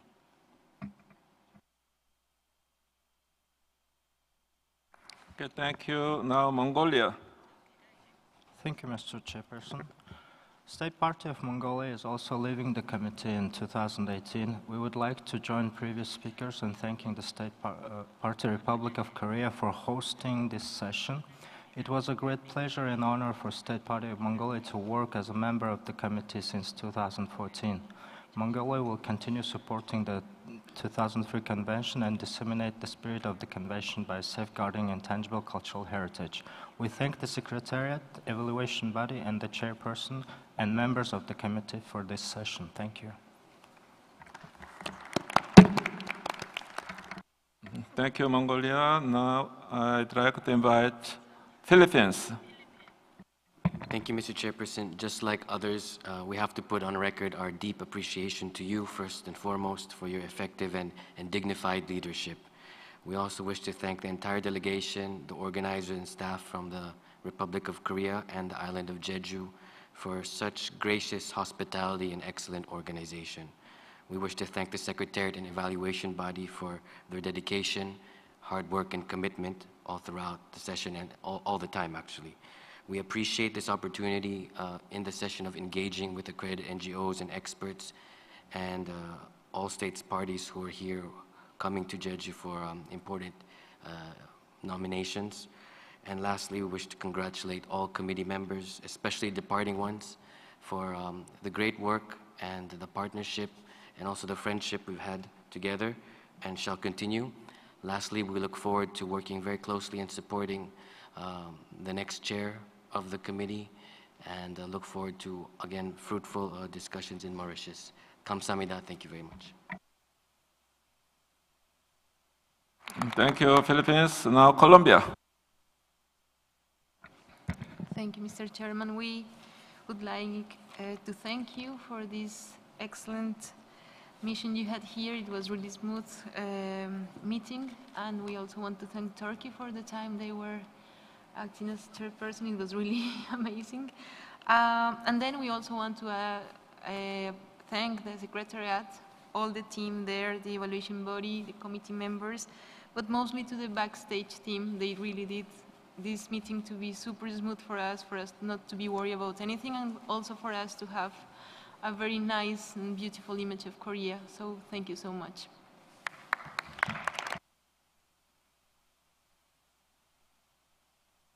Muchas gracias, Colombia. I have Republic of Korea and Mauritius. I'm wondering whether between current host country and the incoming host country. So, in my opinion, current host country first, and Mauritius as an incoming host and the chair, you will make a final before. Armenia. Okay, Armenia. Thank you. On behalf of Armenia, I would like to express deep appreciation to the Secretariat and Evaluation Body for the long and hard work which have done, and also express our deep appreciation to the Mr. Tim Curtis and Mr. Lee for their all efforts and hard work and patience to do all things in a high level.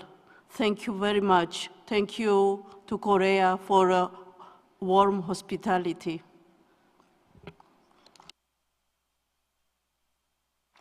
Thank you, Armenia.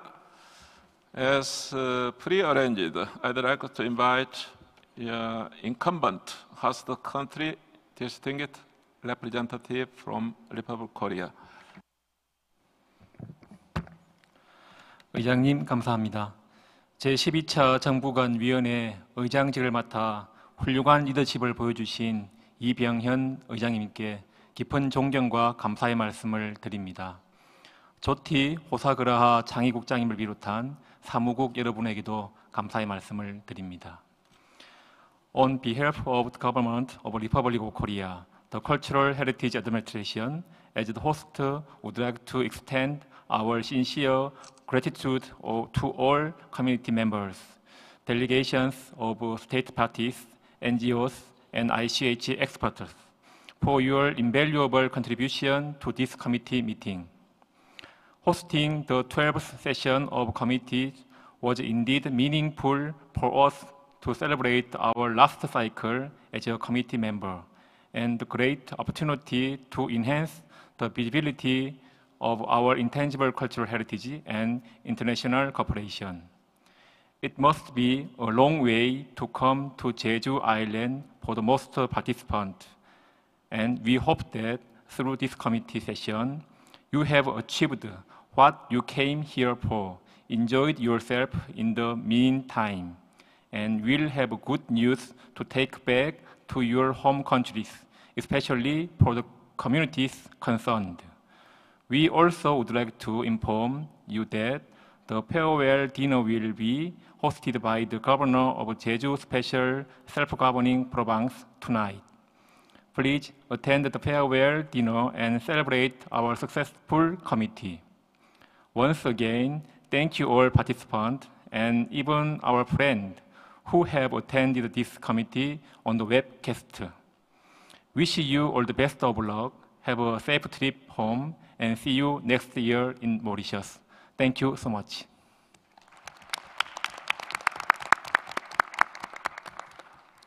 Thank you, Republic of Korea.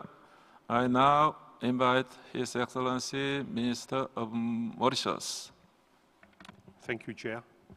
Let me also join in to congratulate and thank our host country, Korea, and also Jeju Island for this well-organized, punctual, and family-like event. I must say that everything has been so well organized. We have been taken good care of.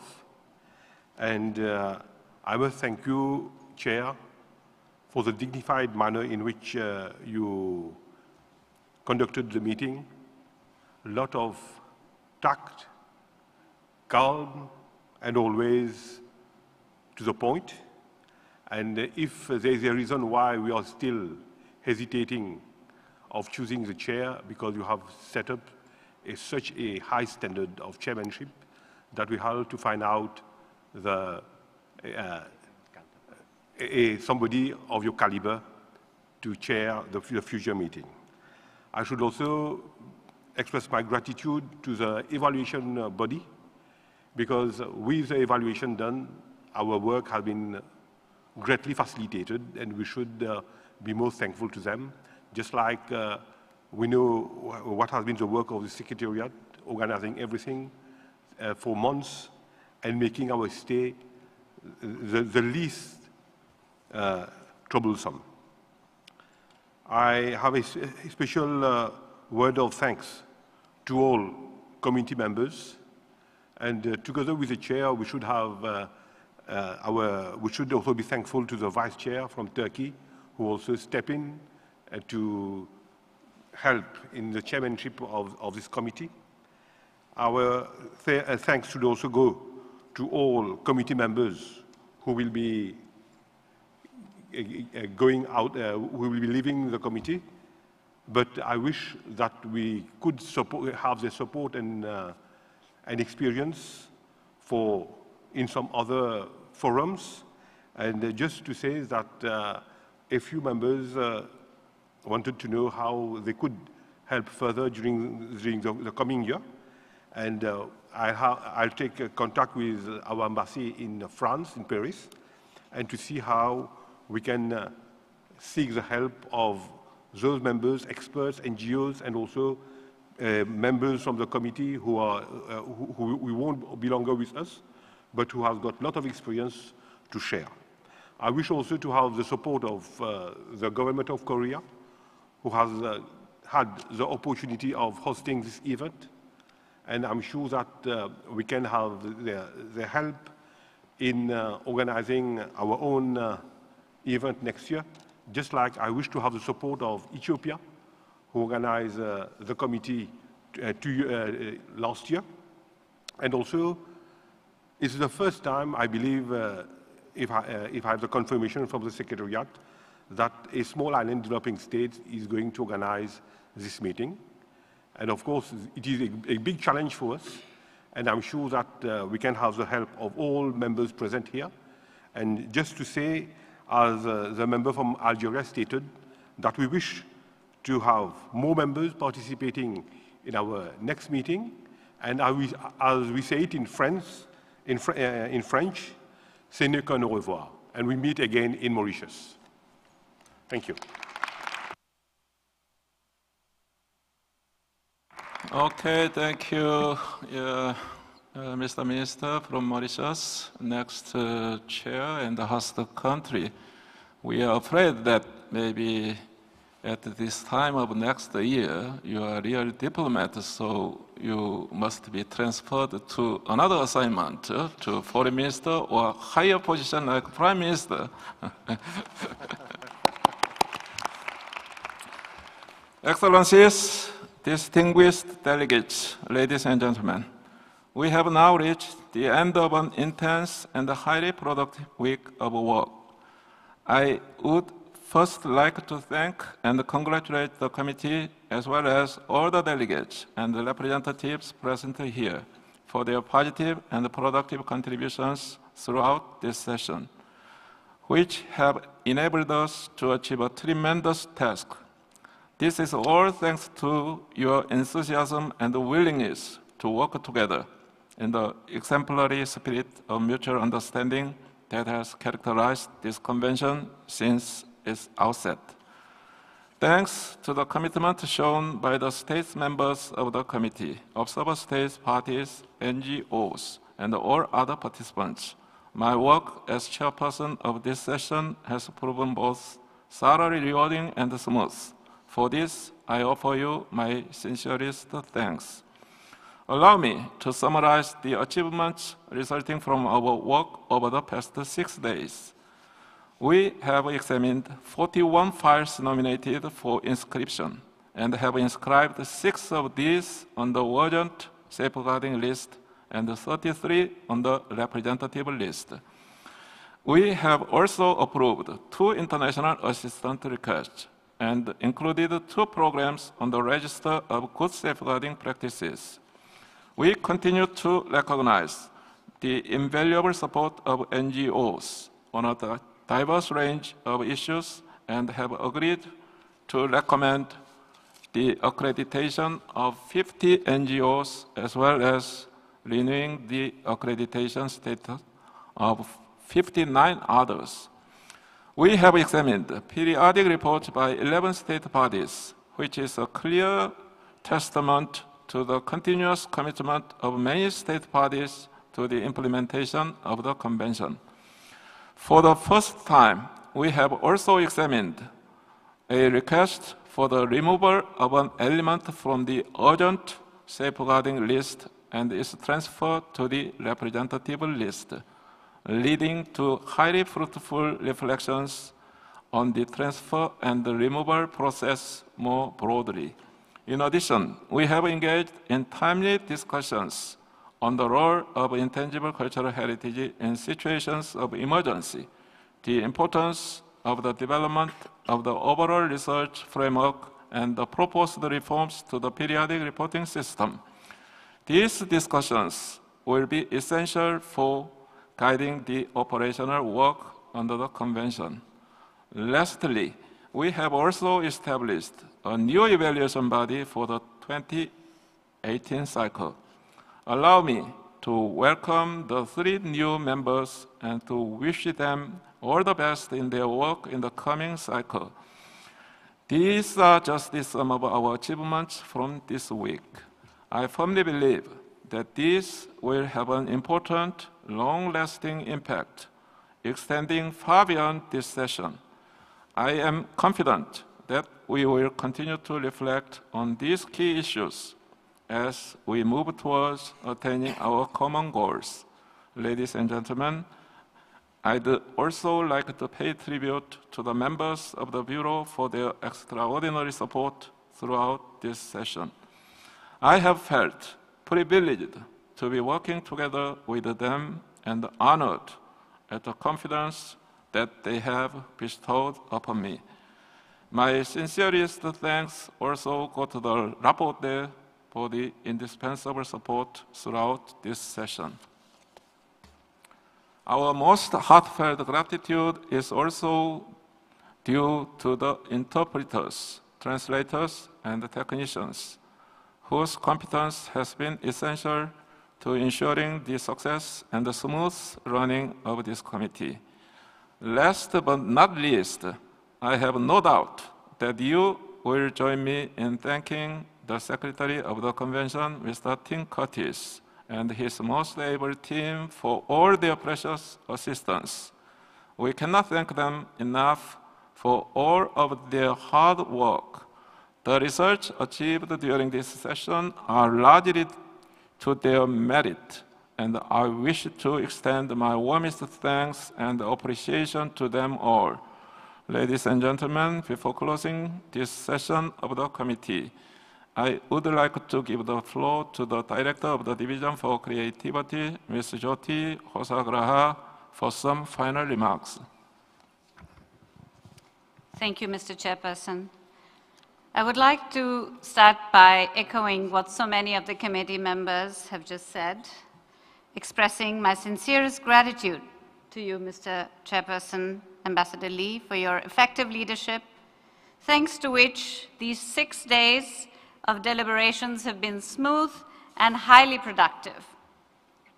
Under your guidance, the committee has been able to examine a broad range of issues relating to the implementation of the 2003 Convention.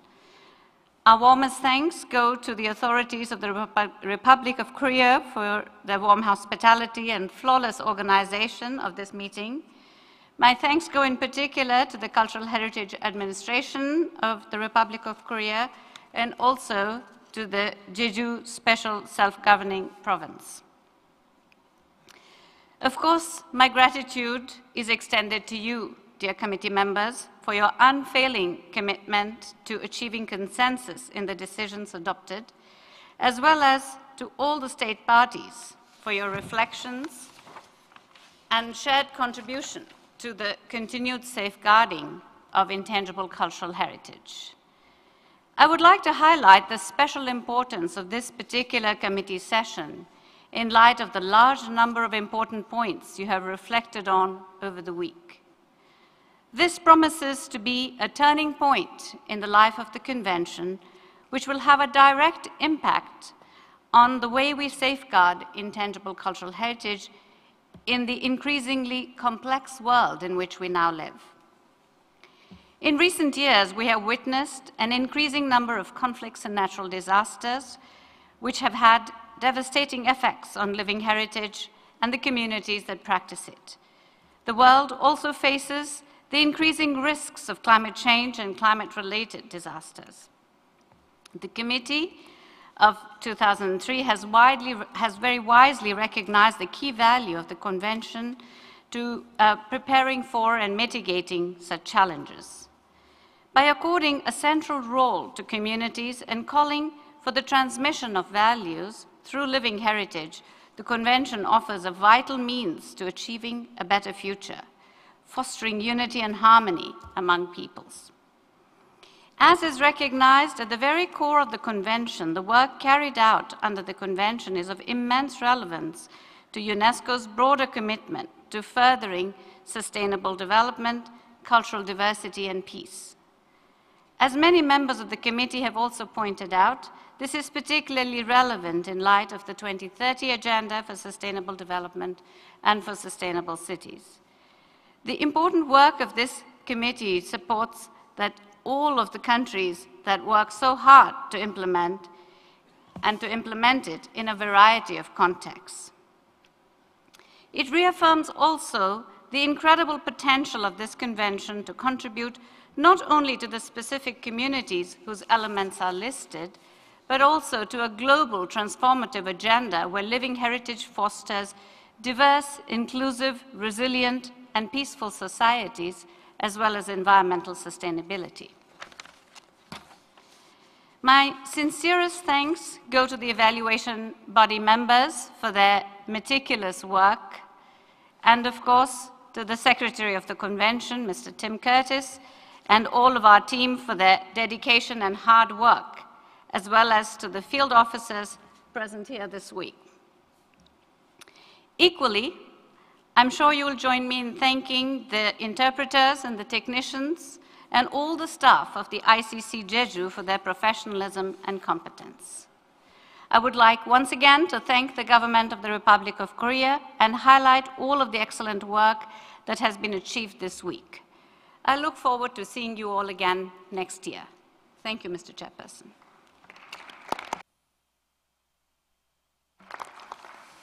Thank you, Director Hosagraha, for these words of appreciation.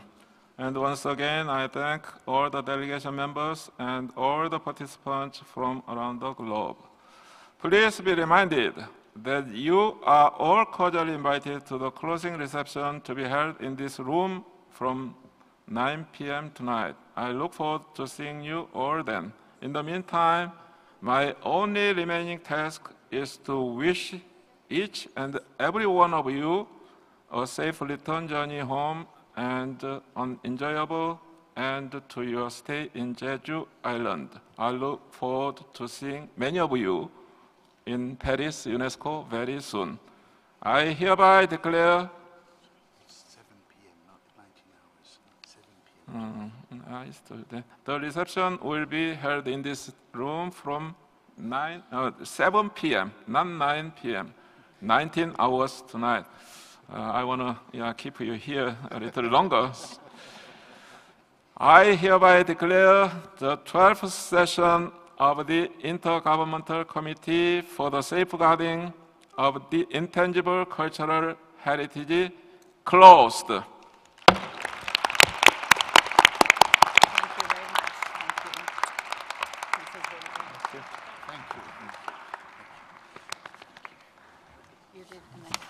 Thank you. Thank you so much.